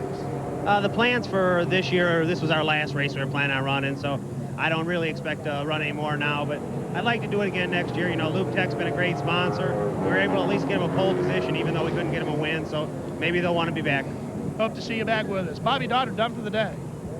Okay, Lampman, you're a race driver. Tell me, what the heck is that hanging off of Brian Reffner's left front fender? I see the fender's intact, so what is it? It looks like the piece that goes between the fender and the door, that the edge work for the fender came right loose. up Yeah, from and the then as bottom. the air came by, it's just going to take it off. Well, I'll tell you what I thought when I first saw it. By the way it was shaped, I thought Brian had his leg hanging out of the side of the car there, trying to cool his foot off. Maybe Mike Eddy wasn't the only one without brakes, huh? Speaking of brakes, we're going to take another one here while the cars are circling the track kind of slow. Not a whole lot going on right now. We'll update you on the new order when we come back. Welcome back. We're still under caution. Here's a little surfing Wisconsin style in Kaukauna, Wisconsin, as we call this place. We all thought we were going to Hawaii when they said we were going to Kaukauna because of the way it's spelled. It looked. This is Mark Hampt, our fan cam operator, out there having a little fun prior to the start of the race today. He's running fan cam out there in the grandstand right now. Every once in a while, you'll see people waving at Mark saying, "Hi, Mom." He is a crazy man, too. that just reinforced what most of us already knew about him. Warm, dry nose on that puppy, that's for sure. Well, there's your race leader. It's Bob Seneker setting the pace. Behind him in second spot is going to be Brian Reffner, who has a chance today to reappropriate the points lead from Mike Eddy, who is some 87 laps down. And don't count him out, though, folks. Well, I think you can for today. I think I agree with you guys that it's too soon to say he's out of the championship hunt, but he's not going to win the race today. Reffner is in second. Behind him in third place is Todd Forbes in 07. What a great run he's having again today.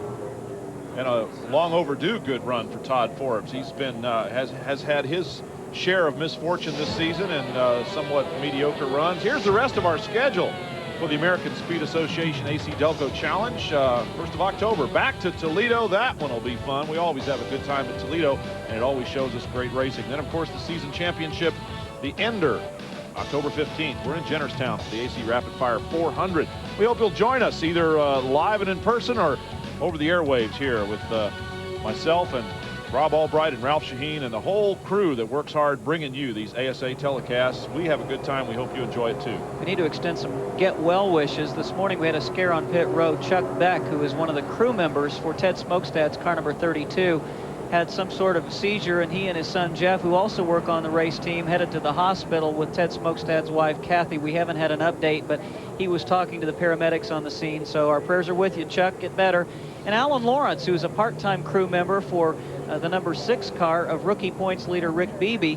He is also a race driver. And Lakeside, Kansas Speedway last weekend, he was involved in a crash and was hurt pretty severely. He's on the road to recovery, but we say get well to Alan. And also R.J. Scott, we got to pass this one along real quick.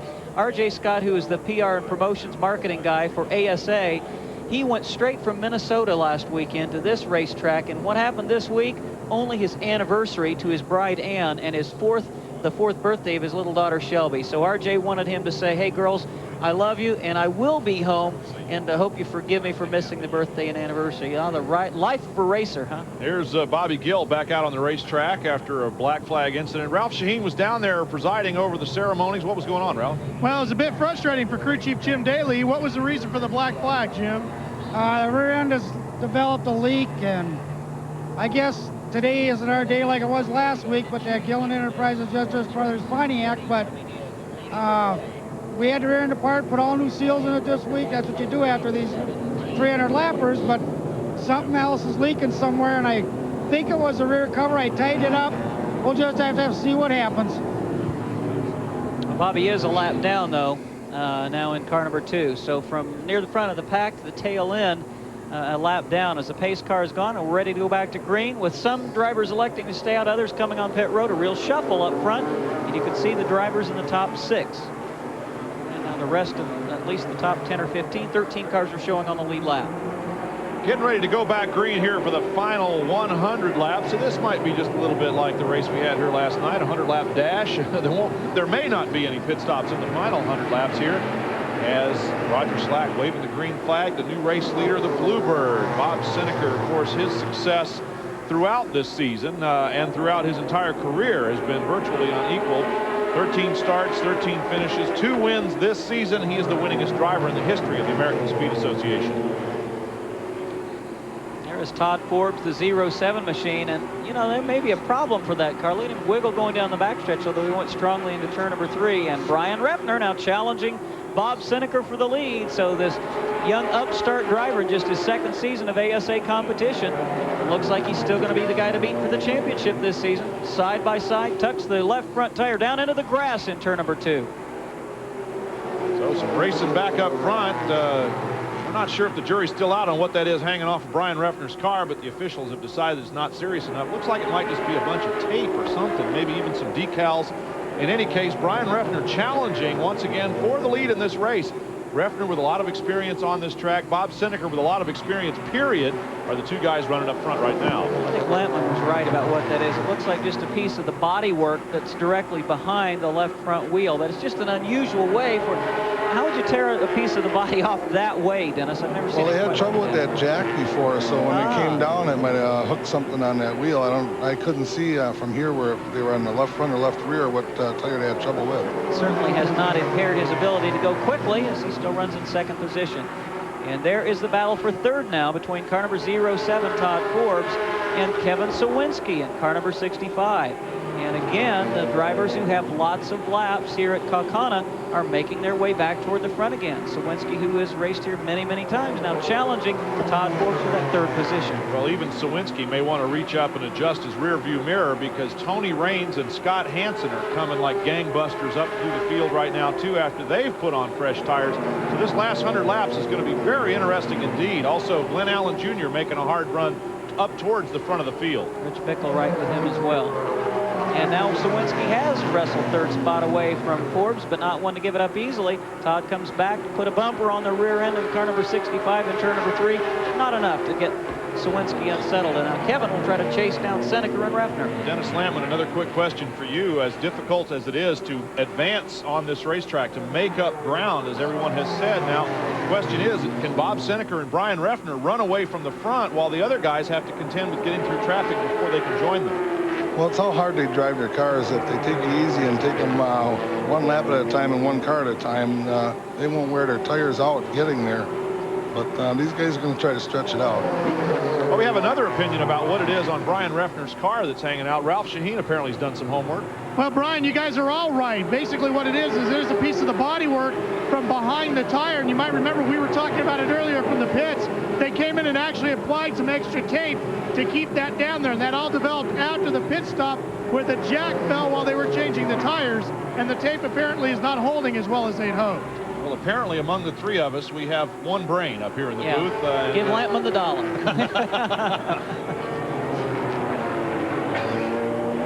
Well, as we said, has not slowed him down. The entire left 2/3 of the left side tires were off the edge of the pavement down in turns 1 and 2. Repner wants the lead.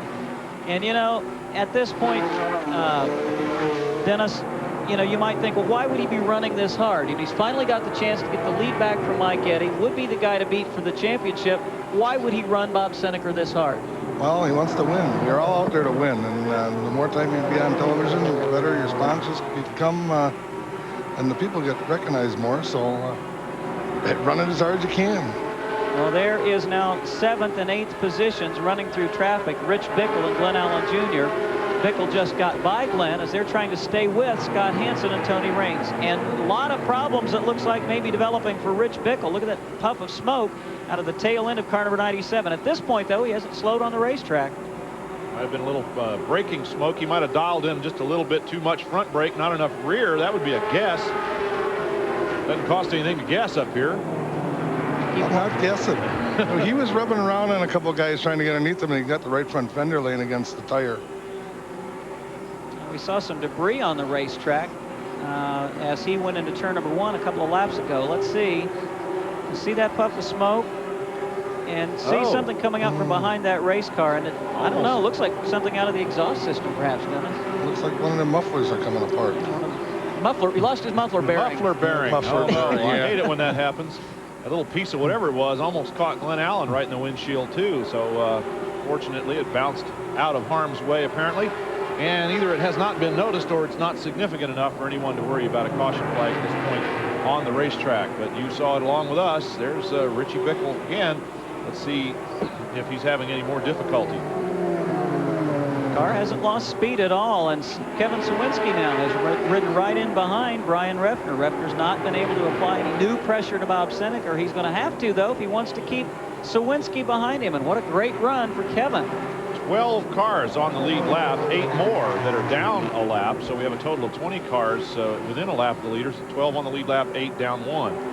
31 cars still running out of 38 that started the race, for those of you keeping score. Okay, you've been right all afternoon, Lamp, but I'm going to give you another shot. You know, this entry list says Kevin Sawinski's from Menominee, Michigan. Is that right? That just appears somewhere off of the lake. Oh, there really isn't. I thought it was Wisconsin. I thought he was from Wisconsin. Originally, he was from Upper Wisconsin, and they moved over to Coleman Machine just outside of his shops, and that's where the cars are prepared. Way up there where it gets really cold, huh? Sometimes. He's putting the heat on Brian Refner now, trying to take over that second position. Battle for 6th here, and I mentioned before, Scott Hansen going like a freight train up through the field. He's working his way around the number 7 of Gary St. Amant, and there's Bickle's car, of course, but Hansen has gotten around him and is really the car on the move right now. Well, actually, I think Bickle is now trying to pass Hansen, as Hansen has lost touch of Tony Raines. Raines has pulled away from Scott. They were battling for 4th position, and now Raines is closing in on the top 3, and it looks like Scott's the one with maybe a bit of a handling problem. I'll buy that. It is Bickle moving forward, and Hansen having the worst time of the two of them. And the front 3 cars, however, still continue to run hard and try to run away from this race. It is Bob Seneker, Brian Refner, and now the number 65 car, of course, of Sawinski. That's the lead trio right now as we approach about 75 laps to go. Well, I know all but these 3 drivers would like to see a caution. They're now about a half straightaway ahead of the 4th place car of Tony Raines, who's gradually worked his way up through traffic. And we're going to get it. We're going to get it right now. There's been a problem, and Leader Bob Seneker spins. Somebody put some fluid down. Gee, great minds all run in the same circles and try to get their words out at the same time. Look at Seneker, as it is very slippery up on the bank in turn number 2. So the caution that he didn't want to see, well, he really didn't want to see it this way. Ted Smokestad's number 32 has come to a stop. Bit of a mystery there. We're not sure why. He may be the reason for the caution. Could be. Could be. He might have expelled some vital fluid there. Seneker going around, lost the lead. That's the bad news. The good news is it wasn't any more serious than what we saw. And there's Bob Seneker. He's able to get the number 84 machine righted, but he's given up his lead and, in fact, has fallen back to about 7th or 8th position in that Lane Automotive Johnsonville Super America Ford Thunderbird, sitting right behind the lap car number 4 of Dave Sensabaugh. Let's take a look up front. There's Bob Seneker. Of course, whatever happened has already happened, and 2 other cars had already spun. I think Rick Miller and Lowell Bennett had already looped it. Look at Brian Refner sideways. So is Kevin Sawinski. So somebody's dumped a lot of something on the racetrack, and we would only guess at this point that it may have been the number 32 of Ted Smokestad. Well, Seneker didn't keep it entirely off the wall up there. It looks like he just nudged it ever so slightly. Let's go down to Ralph Shaheen, who will have the inside word. Dan Crawford is the crew chief for Bob Seneker. Dan, what did he say to you? He had gotten something slippery and spun out. He didn't hit nothing and nobody hit him. He spun out on his own. Are you going to stay out? Oh, yeah, we're definitely staying out. Car's real good. We're not going to take a chance. Well, apparently he didn't quite touch the wall. Looked like he might have just ever so slightly nudged it up there. Bob Seneker is staying out on the racetrack, but down in pit road, a lot of action. Here's Ralph again. Well, little Glenn Allen Jr. just pitted. He changed rear tires only, not rights, not lefts, but just the 2 rear tires. All the other cars that came in seemed to take right side tires. Most of the crews seemed to feel they were in pretty good shape at this point and were not planning on pitting unless something really happened at the end of the race here where we see all the leaders come in. But at this point, everybody seems pretty happy who is up front. Well, a number of cars going on to pit road, some staying out, including Bob Seneker, who had been the leader a moment ago. We're going to take a break, and we'll be right back to the Tournament of Speed 300. We're back to Wisconsin International Raceway in Kaukauna. Fans enjoying a beautiful afternoon, and a bonus, they got a great race going on. If you want to keep up with all the action in the American Speed Association, the official publication and the source of all the best information, the Action Line, you can subscribe at Post Office Box 325, Pendleton, Indiana, 46064. And the highlight, of course, is always, for me anyway, Rob Albright's column in there from the booth. Listen to you. What do they pay you to say that? No, that's true. I go straight to your column every time. Thanks. Let's go down to Ralph Shaheen, the subject, of course, of a lot of the information in the Action Line. He's on pit road with lots of good stuff. Well, one of the stories this week will be brakes, and a problem for Jay Sauter as well as the crew goes to work on the brake situation. Jay sits behind the car. Mike Chaffee makes the changes to it. Mike, what's the situation with the brakes for Jay? We really can't even see what's wrong with it. He said brakes just kind of, the pedal went right to the floor. He heard something go pop and a little bit down on fluid. So just going to try and find out what's wrong with it, I guess. So Mike Chaffee and Jay Sauter trying to get some brakes back into the number 1. They're still cleaning up whatever it was that spilled out on the racetrack, and we still haven't gotten the definitive word on just what that was or where it came from. We'll try to work on that while we're gone. Take another quick break, and we'll be right back.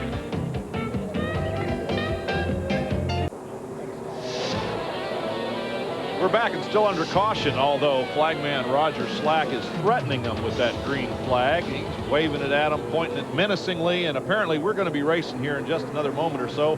65 laps remain in this Tournament of Speed 300 at Wisconsin International Raceway. There's the young flagman for the American Speed Association, and there's the young race leader, Brian Refner, with the young number 2 contender, Tony Raines, right behind him. Behind them, it's Rich Bickle, Matt Kenseth, Bob Seneker 5th. 6th is Mike Miller. 7th is Brandon Sperling. 8th is car number 53, Scott Hansen. Glenn Allen Jr. 9th after pit stops. 10th is Kevin Sawinski. 11th, Todd Forbes. And 12th, the last lead lap car, Jay Sauter's car number 1. But as we've already documented, Sauter's got some brake problems. The leader, Brian Refner, the would-be champion of the American Speed Association, and of course with Mike Eddy's misfortune having lost 87 laps while they worked on his brakes. We're going to watch Brian Refner and see if he can handle the pressure here by Tony Raines. We also would like to thank Dennis Lampman for having joined us here in the booth and making us look so bad. He's guessing everything right. And we got to find that guy a sponsor, I'll tell you what, just to get him out of here. Otherwise, he's going to be haunting us up in the booth for all the rest of the season. And we'd like to welcome Doug Mayer up here to the booth. Doug, of course, would much rather be racing out there, but we're certainly happy to see him not only up here in the booth, but looking mighty good after a pretty scary incident in Topeka. Yeah, actually, it's good to be here. It's good to be anywhere right now. It was a pretty darn hard hit down there, and just feeling a lot better. I'm glad we all came up here, though. It's some pretty good racing action this afternoon. Any thoughts? Have you had some time to kind of reflect on the first 235 laps of this race? Anything sticking out clearly in your mind? Not a heck of a lot. I've just been trying to take it all in. Like I said, this is one of the races that we had planned on running, and it looks like it's a fun racetrack, but it's also a pretty tough racetrack, and people have to be consistent, and you have to be there at the end. Any surprises, or things pretty much as you might have thought they'd be? Well, I know that some of these guys are consistently up front, like Brian Refner, Scott Hansen. It'd be nice to see Dennis Lampman back out there, like you said, instead of up here in the broadcast booth. I see you've got another yellow. Tim Sauter has spun coming off turn number 4 and brought out another caution flag. There was a great battle for second position between Tony Raines and Rich Bickle, and it does look like the older tires of Brian Refner may work to a disadvantage for him. Let's take a look here once again from our speed shot camera, the unmanned camera on the wall out there. And here, let's see. There he is. He's whirling around there and just stays off the end of pit wall. There's Tim Sauter in the car number 09, the Pit Stop Sport Refresher Chevrolet, a car that he hopes to campaign full-time for owner Tim Kesman in 1996, hopefully for Rookie of the Year. I like the hood on that race car. That's pretty race car. Yeah, very nice. Brian Reffner in the PMW number 5 car, and tires might be the story. What's up, Ralph? Well, let's find out from his crew chief, Les Bach. Les, we're talking a lot about, he's chatting a little bit with Brian. We're talking a lot about the length of mileage you have on your tires. How do you feel about them right now, and how many laps you got? Well, you know, we decided to stay out and play it conservative. You know, we should take back over the points lead here, and we don't have to come back through the pack and risk getting wrecked this way, and we'll just see what happens. You know, if the tires, they'll have probably 100 green laps on them at the end, and we'll see what happens. So maybe we can hang on, and maybe they'll go away. I don't know. Playing conservative can also be dangerous, gentlemen. If they've got 100-plus laps on those tires at the finish, maybe they'll be a little too slick, and you'll have a hard time controlling that car.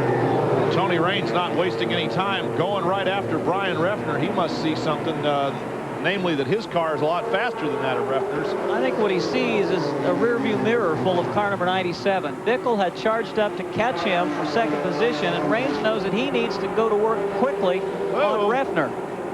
A little bit up in the marbles there. Mike Eddy coming down inside Mike Miller. Of course, Mike Eddy's a race car driver, and put Miller up there in the marbles a little bit. He got sideways, thought it was something more serious than it was. But you're right, Richie Bickle and now Tony Raines putting on a great battle for second behind Reffner, who's doing a great job of holding them off. Well, Mike Miller and Bob Seneca are both elected to stay out after this most recent caution flag.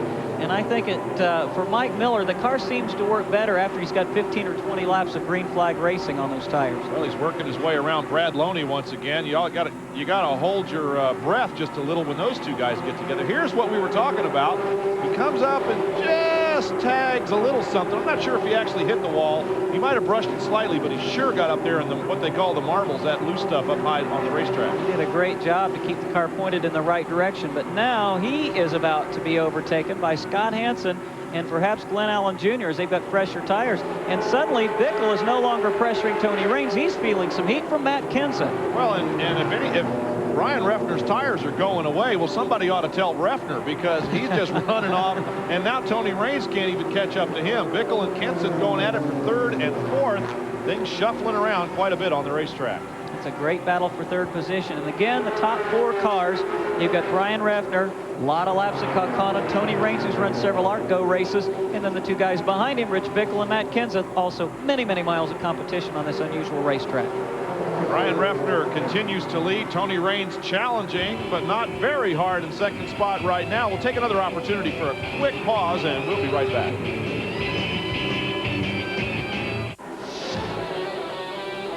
We're back at Wisconsin International Raceway. We're looking at the final 45 laps and a new leader. Tony Raines at number 87, while you were gone, made a pass for the lead. And we're going to show you what it looked like at the time when it happened. It appeared for the last 8 or 10 laps that Tony Raines' car was working better on the bottom. Reffner maybe had a little more horsepower, but look at him scooting sideways. And all it takes is the slightest bobble in turn number 2, and Raines is alongside. Now watch how deeply he drives into the 3rd turn. Reffner's still battling, but Raines' car just hooked up down on the bottom. And he'll try to pull away from Brian, but he's not yet been able to do that, as they're still pretty much together on the racetrack. Tony stretched his margin out to about 3 car lengths. Reffner now, he's trying to work the low side, as it had worked very, very well for Tony Raines. Bickle is in 3rd, right behind Reffner, and then in 4th position is Matt Kenseth. Those 4 right together. Also a terrific battle going on just a little bit further back between Glenn Allen Jr. and Bob Seneca for position on the racetrack. We'll get a shot at that. It was a good battle, but it ain't no more. As Glenn Allen has checked out, we're looking at a battle between Bob Seneca and Mike Miller. So apparently the little bump against the wall, if Mike in fact did touch the wall, didn't hurt car number 18 too badly, as he's now trying to take 7th position away from Seneca. Glenn Allen has moved quickly past Scott Hansen as well, and a couple of lap cars, including Gary St. Amant and Dave Sensiba. So he's out of this picture, but here's a real nice battle for position among a number of cars in the same lap. Bob Seneca, Mike Miller, and the number 65 of Kevin Sawinski. 3 of our 4 points contenders still very much in the hunt this afternoon, as Brian Reffner runs in 2nd position. Glenn Allen Jr. is now up to 5th, and Scott Hansen 6th. We kind of joked about Mike Eddy trying to get a lap back a few minutes ago in car number 88, one of some 85 or 6 laps that he is off the pace, but running very, very well now that they've got that brake problem finally fixed. Well, Glenn Allen Jr. is just behind Mike Eddy on the racetrack. It'll be interesting to see just how hard Mike Eddy is running. Kevin Sawinski, after making a stop, has closed right back up on Mike Miller and Bob Seneker. So the fact that he came in for some fresh tires working to his advantage. All right, well, just as that shot went by, we saw somebody up in the wall. It's Lowell Bennett in Cindy Peterson's number 36. And there you can see Bennett has quickly climbed out of the race car for a very good reason. He's getting fogged in over there and coughing. Obviously, something very noxious is coming out of that car. That'll bring out a caution with 39 laps to go. Lowell Bennett, of course, another regular here in Wisconsin, trying to get the fire crew up, and that car is just billowing in black plumes of smoke from inside. And the NVR racing team, Cindy Peterson, who was in that car earlier this season and anticipates a rookie run next year, doesn't look good, as it takes quite a while for the fire crew to get there, and a lot of flames underneath car number 36. Well, Lowell Bennett did a great job of getting that car up to the racetrack, getting himself out of it, because it's a serious looking problem over there. And I don't know, the EPA might be after these guys here before too long. I guess they've got it under control pretty much right now. In any case, it has brought out another caution flag, and it'll bunch the field back up again. Give us another opportunity without a whole lot going on to take another cutaway. We want to stay with you for a steady run to the checkered flag towards the end of the race, and we'll be right back after this.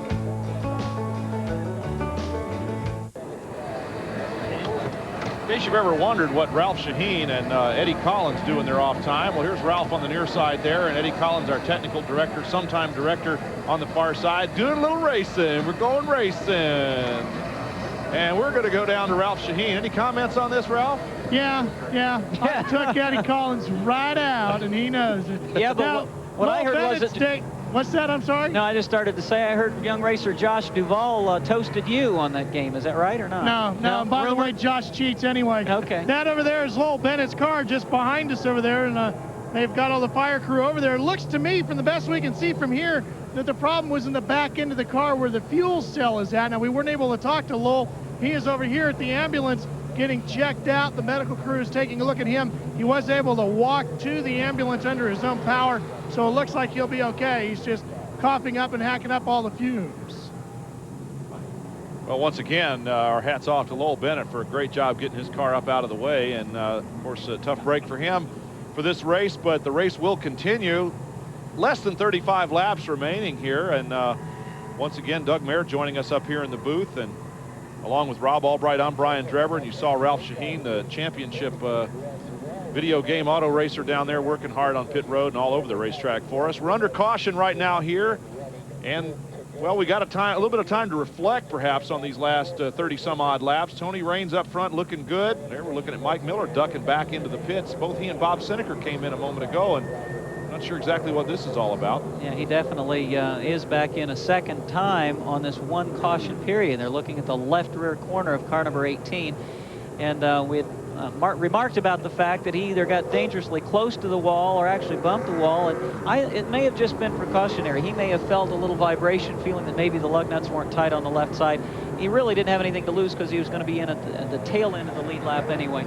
Doug Mayer just wanted to, for the race fans that may not be familiar with you, we're running a couple of races in 1995 in the AC-Delco Challenge Series, and a problem at Topeka, and we talked about the car being broken. You had lots of broken bones your own self that had to heal. Tell us about that. Yeah, I had a few, actually. The car got pretty badly hurt, but my left side, my collarbone, my elbow, rib, and hip actually got broken. But actually, it's been about 6 weeks now. It should be all pretty well healed up. I feel pretty good. And actually, looking forward to getting back at it. We had a good run up in Minnesota, and we thought Topeka was going to be even better, but didn't quite turn out that way. Yeah, we'll look forward to seeing you back in a race car in 1996. Yeah, we look forward to it. We're real happy. We've had a lot of positive, good cards and letters from fans, other race car drivers and teams. The ASA people are really good. They've all been real cooperative. Our sponsors, No Touch Car Care and Clay Magic, have all been very, very cooperative. So we're looking forward to coming back next year. A little bit of action in the stands here, and under caution, of course, things are a little bit, you're going to have a little something to try to occupy yourself. Snowmobile racing here in Wisconsin. Of course, that's pretty popular in these parts. We'll be back in a moment.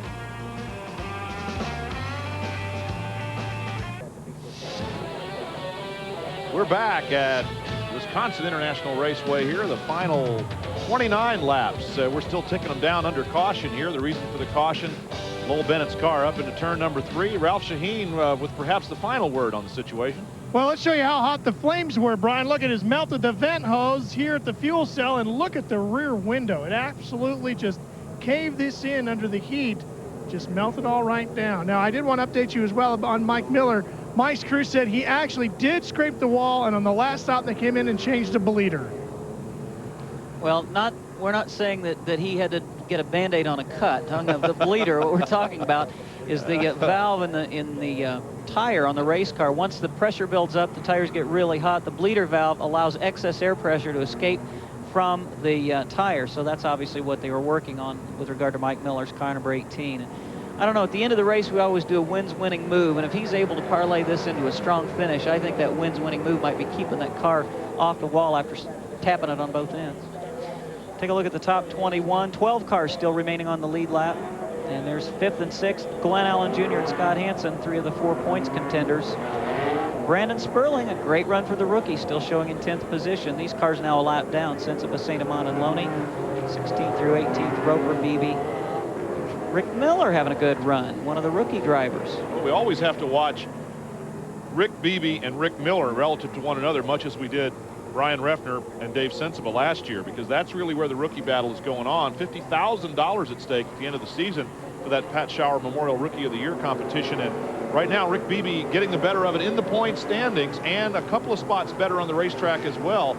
As we get ready to go back, green flag race, and Tony Raines looks awful tough. Top 5 cars now right together on the racetrack. Tony Raines, Brian Reffner, Rich Bickle, Matt Kenseth, and Glenn Allen Jr. And very quickly, Bickle tried to put a move on Reffner, got sideways and gave up about 7 or 8 car lengths. And look at Kenseth now closing on Bickle. Up front, Tony Raines pedaling very strong, and Reffner, who everyone says his tires are going away, and he's going to be having trouble just to stay on the racetrack. And once again, apparently Brian Reffner is unaware of the problem that he may or should be having. And Allen appears to be the strongest now in car number 15 as he sits right behind the 68 machine of Matt Kenseth. I wanted to clarify something. I kind of ran out of time earlier. I was talking about Glenn Allen in a reported Speed Sport News, and we've got a spin out of turn number 4. Dave Sensiba right in front of Scott Hansen, Gary St. Amant. They're able to get slowed down, and the caution will come out yet again.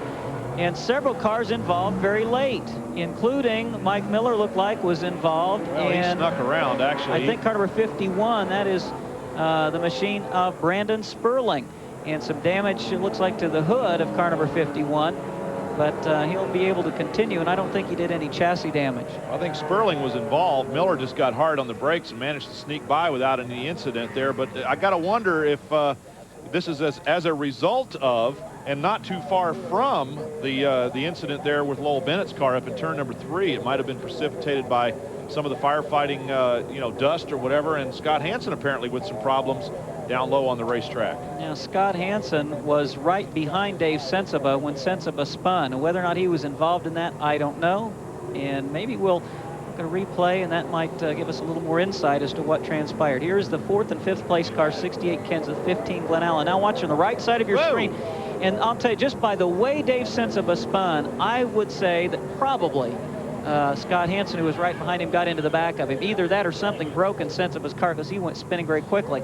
And there's Brandon Sperling spinning, and he made gentle contact with somebody. Harold Fair taking evasive action to the low side. And on another look. We'll get another look, and you'll see apparently that Mike Miller just hard on the brakes and was not involved. He managed to sneak around the outside, but yes, Sensiba got around pretty quick there, and I'd have to say it was either something broke or Hansen got into him.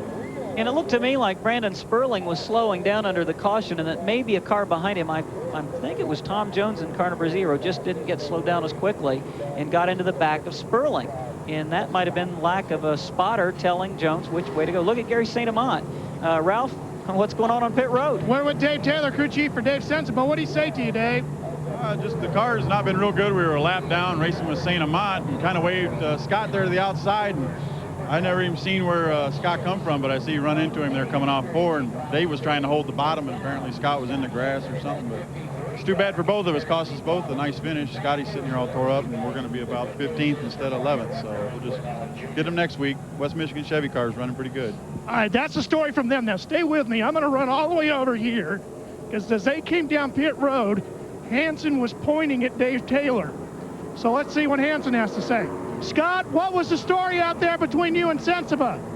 Well, you know, he's been in the way the last few weeks, you know, and it just, they had a deal that said, you know, if you're not in the top point deal, get out of the way. And, you know, he just, I don't know, he just don't listen, I guess. Nothing I can say to that. You know, you don't very often hear Scott be so blatant about something. And he says it's been in the way the last few weeks. Sensiba finished second last week at Minnesota, so I don't think he was in anybody's way. But obviously Scott disenchanted with something between himself and Dave Sensiba. Joel? Well, in any case, we are under caution here, and this late in the race, that could, in some other sanctioning bodies, result in a caution flag finish. But of course, the American Speed Association, we will run at least 5 laps under green, no matter how many they tick off under the caution flag here right now. And it is too bad, really. We're not sure exactly, even from all those views. We might want to take one more look at just exactly where Scott Hansen was in relation to Dave Sensiba's car in there. And the damage to the 53 car. Let's go down to Ralph Shaheen once again. Well, they're working on the suspension pieces here. It looks like he broke a tie rod, so they're going to get that fixed. And they've also got some body damage to the front up here as well. But this is really going to hurt Hansen's chances here. Remember, he was tied for third in the points. What the plan is, we go back to green. Well, Doug Mayer is going to take his leave from us. Doug, thanks for joining us here in the tower as he will make his way back downstairs with 19 laps to go, and 5 cars are going to settle it, and 2 drivers may settle it for the championship before all is said and done. Ryan Reffner runs second in this race. Glenn Allen Jr. is 5th, and Reffner, if he just makes it the rest of the way here this afternoon, will take the points lead back from Mike Eddy, and Glenn Allen may move into second when all is said and done. Well, Mike Eddy, you might just want to make a little bit of a statement before he leaves this racetrack here today, because he's running up there with the leaders, although not on their lead lap. He lost, as we said, nearly 90 laps getting his problem fixed. Watch Brian Reffner's car, if you will, for me, Rob, because it seems like he's getting a little squirrely and loose out there. Tony Raines' car, number 87, running on a rail, and Rich Bickle behind. You know, they've got a little bit of a sandwich going there, 2 white cars with a black one in between. But Raines has not been able to pull away from Reffner. There you go. Look at Brian getting way sideways out of turn number 4. Well, and he's running for the win. He's not thinking about points in these last 20 laps of this race. So Reffner's driving the wheels off that car. He may not have much of a car to drive, but he's going to take everything he can and try to get it to the finish line. And right now he's got a lock on at least a spot in victory circle and the points lead, as we said. Tony Raines looking for win number 2 on the season, win number 3 for his career. And it was a long time coming between the first win a few years ago and the one he gathered at Topeka this year on the road course. And you know, the car doesn't look like it's running as well as it was a little bit early. We had a good battle for 4th position. Glenn Allen Jr. had run right in behind Matt Kenseth. Now he is having to fend off a charge from Kevin Sawinski, and I don't think he's going to be able to get that done as Sawinski goes down low. Glenn gives him racing room, and Kevin moves into 5th. And there's Mike Eddy, of course, watching that good race for 4th and 5th, and he's not going to get in there and mix it up with him. But he's certainly showing that once he got his brake problems repaired, he's capable of running a very fast line around this track, and that the Goodwrench Pontiac is doing just fine, thank you, had it not been for brakes going away. Again, before we run out of time, this time maybe I'll get to finish clarifying my rumor mill story. Glenn Allen Jr. has been approached, we understand, by 3 Busch Grand National teams. He's in deep negotiations, but no deal signed. Gary St. Amant was offered a truck ride. He still thinks that the ASA is the place to be. He is apparently not interested in going full-time truck racing in 1996, and I think that says a lot for this racing series. And a great battle now between that number 5 of Reffner and car number 97, Rich Bickle. And Tony Raines, if he looks in his rearview mirror, has to just be going, "Eehaw, I love what I'm seeing." Well, Sawinski, Kenseth, and now Bickle, of course, the 3 of them beating on each other pretty hard, is allowing Raines to drive away just a little bit, give him a little bit of breathing room. And well, it's just falling right into his hands here. Win number 3, career win number 3, win number 2 on the season, just maybe so. Look at Kevin Sawinski. He's come from 7th to 4th in just the last 4 or 5 laps since we went back to green, and he's closing on Rich Bickle for 3rd. And he might have been the guy that Tony Raines would have to worry about if this thing went another 15 or 20 laps. Rains in a little bit of traffic. Let's see if we got any insight from Ralph Shaheen down inside on the 65 and 68. Brian, every year we all wonder, what are we going to do for another rookie crop next year? Matt Kenseth and Sawinski are two guys who are looking to run for the Rookie of the Year next year. And from what we're seeing here today, it looks like we'll have another barn burner for the Pat Schauer Rookie of the Year Memorial Award in 1996. And neither driver are rookie in terms of racing experience. Both of them have run these tough short tracks in Wisconsin and Michigan for a number of years. But making that step up to the ASA and a full-time commitment and running the long-distance races is tough. The fact that they've been able to run 3 or 4 events really works to their advantage. And look at Rich Bickle driving really hard into turn number 1, takes second spot away from Refner. Here comes Sawinski to third, and look at Brian Refner now just having to fight for everything he's got to stay in the top 4 or 5. Look at Matt Kenseth working down low. Now the question whether Rich Bickle, having cleared the other two, and Refner in particular, has got anything left for Tony Raines. And we are in the final handful of laps here at the Tournament of Speed 300. Rich Bickle, who I think will have run by the time the season is over a dozen to 15 Winston Cup races this season, continues to battle around down there. He was the Rookie of the Year runner-up in ASA to Ted Musgrave back in 1987. And showing that he's good here today, second position with 6 laps remaining, but I don't think he's got anything for Tony Raines. And we're watching this 3rd, 4th, and 5th place battle, the best show on the racetrack. Tony Raines running out front, the clean burn Pontiac. Let's see if he can hold on for the lead. Ralph Shaheen down there with the crew chief. Howie let out. Well, Howie's watching his driver, Tony Raines. If these guys stretch out behind you, are you worried about anybody in particular, or do you think you have them all covered here today? Well, I think we kind of got him covered right now, 5 to go. I just told him to be smooth and be careful of the traffic. Howie Ledow handing over final instructions. I don't know. Rich Bickle is closing in car number 97. There he is. Look at that. The gap is now down to 3 or 4 car lengths. Catching him? Yeah, probably. Passing him? I don't know. Raines is not going to be an easy man to get around. This time by, there will be 3 laps remaining. Well, at Topeka, Tony Raines just about reinvented the old wide track Pontiac slogan. Once he got out front, he was very hard to pass, and nobody even got close to getting around him. Whether he'll be able to hold off Rich Bickle here on this racetrack. Bickle, of course, with a lot of experience here. Raines as well. And I've got to be reminded of the story that I told you about. There's a friend of Tony Raines, a guy that apparently is somewhat of a mentor of young Tony Raines. And when Raines got back after Topeka and said, hey, I finally picked up a win, this guy who has been very unimpressed, or at least projects being very unimpressed with Tony Raines' career, said, yeah, well, you might have won, but it wasn't on an oval. So, well, this time maybe Tony would be able to go back and turn the fella's head around a little bit and say, well, I finally got one on an oval. We'll see here in a couple more laps. 1 lap to go. White flag for Tony Raines, and it's hard to decide which battle to watch. He is being reeled in by car number 97, but a great war also for 3rd, and it is Brian Refner hanging on to 3rd ahead of Kevin Sawinski and Bob Seneker. But 2 turns to go. Can Raines hang on? Well, they got traffic and a little bit of a bobble up there, a puff of smoke. Raines on the outside, Bickle on the inside. They're going to run to the checkers. And Tony Raines, after an almost race-ending incident there, Bickle dove low but couldn't get to the finish line ahead of Tony Raines. And indeed, the crew of the Baker Motorsports car number 87 and Tony Raines, the driver, will have much reason to celebrate here. Win number 2 for the season, win number 3 for the career, and the young driver in that 87 car has certainly come of age in this 1995 season. Tony Raines wins the Tournament of Speed 300. We'll be back in just a couple of minutes to wrap things up for you, but a celebration is at hand here in Kaukauna, Wisconsin for Tony Raines.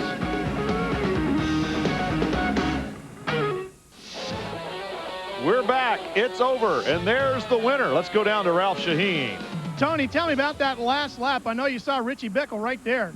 Yeah, that was a pretty exciting finish for myself. I was watching just as much as everybody in the stands was, but there was some traffic there, and I got up in the high groove and got into the marbles, and I thought, oh, I'm not going to lose it here on the last lap, and I just stood in it and looked over and started wiggling, you know, trying to make things exciting, and it's a great win for Clean Burn, AFCO, and Pontiac, and the Baker team. This really feels good. Well, tell me now about the strategy that you guys used here all day. Was it played out just the way you wanted? You know, it worked out pretty good because early in the race, you know, we were just running in there 4th, 5th, and we was, you know, needing to work on the car a little bit. We adjusted the stagger some, and then with 100 to go, we came in and put rights on. We knew we were going to be ready to run the rest of the race, and the guys kind of came to us. The car worked great, you know, ran the car chassis. Howie's got it all tuned up. This makes it easy. Brian? Well, Tony Raines, the winner. So We're just getting a late, quick word here, and perhaps Rob Albright, you can comment on this. We're being told by ASA officials there may be a disqualification imminent for Rich Bickle's second-place car number 97. We're being told illegal wheels. I don't know, but that's what it sounds like. Well, we may not have enough time to sort that all out here today. In any case, here are the unofficial results for the Tournament of Speed 300. Brian Reffner third, maybe second. Bob Seneker, Kevin Sawinski, Matt Kenseth, Glenn Allen, Todd Forbes, Mike Miller, and Jay Sauter all on the lead lap, as was car number 51, Brandon Sperling. Ralph, what's the scoop down there? I don't know. Let's find out from Richie. Richie, we're finding out that these wheels have been found to be illegal and you've been disqualified. Can you tell me the story? I really don't know. They said that they got 11-inch wheel in the right front, which I don't know what happened if they got the wrong ones off the shelf. They used them as short track wheels, and I just found out. And I mean, like I said, I just got called up here to drive this car this weekend, and I don't care what happened. We put on a great race, and you know, just shows that, you know, anywhere we go, you know, seem to be run up front. But I think this is just a bad situation. That, I mean, you know, I think it was more a mistake. I mean, just one wheel is not going to do it. So it's one of them situations that I guess I get to drive home tonight and think about it and worry about next weekend. We get to go to Dover. Illegal wheels or not, Rich Bickle put on a tremendous drive here today, gentlemen. Well, Tony Raines finally gets his win on an oval, and here in this 1995 season, and Rich Bickle, whether he's disqualified or not, in any case, a terrific race right down to the wire. The winning move, well, we're not sure exactly who to give it to. Look at this. Brandon Sperling high-low from two white cars. Bickle down low, Tony Raines up high, stands in it, gets to the checkered flag first. That's the winning move. Absolutely. Raines gets to run off the high side, and congratulations to Brandon Sperling to keeping that thing out of trouble in a lead lap, barely off the lead lap, 12th place finish.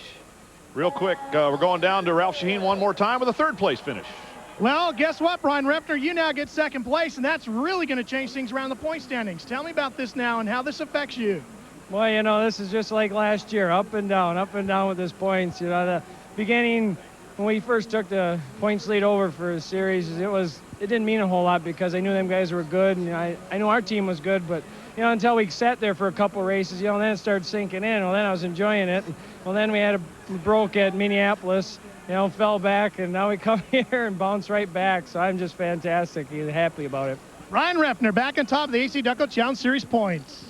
Well, with 2 races to go, this season is by no means over in terms of how it's going to shape up. Count Mike Eddy out? No way, not me. I think that it's very likely that he'll still be able to come back and challenge because the next 2 tracks are tracks that he's traditionally strong at. Will he win his 8th championship before Dale Earnhardt has a chance to do that in the Cup? Well, we don't know. I don't talk about the youth movement that we're going to leave here with Reffner and Glenn Allen, 1-2 in the point standings. Well, we hope you've enjoyed the Tournament of Speed 300 and yet another exciting telecast here for the AC-Delco Challenge Series. This telecast, a copyrighted production of Group 5 Sports, a division of Group 5 Sales Incorporated. Any use, rebroadcast, or other transmission without the written consent of Group 5 Sports is prohibited. Two-way communications equipment provided by Racing Electronics, the official communications of the American Speed Association. You've been watching live ASA Racing on the AC-Delco Challenge Series from Wisconsin International Raceway in Kaukauna, Wisconsin. This has been a Group 5 Sports presentation. For our guests in the booth, Doug Mayer and Dennis Lampman, for my regular colleagues, Rob Albright and Ralph Shaheen, this is Brian Dreber saying so long, and we'll see you next time.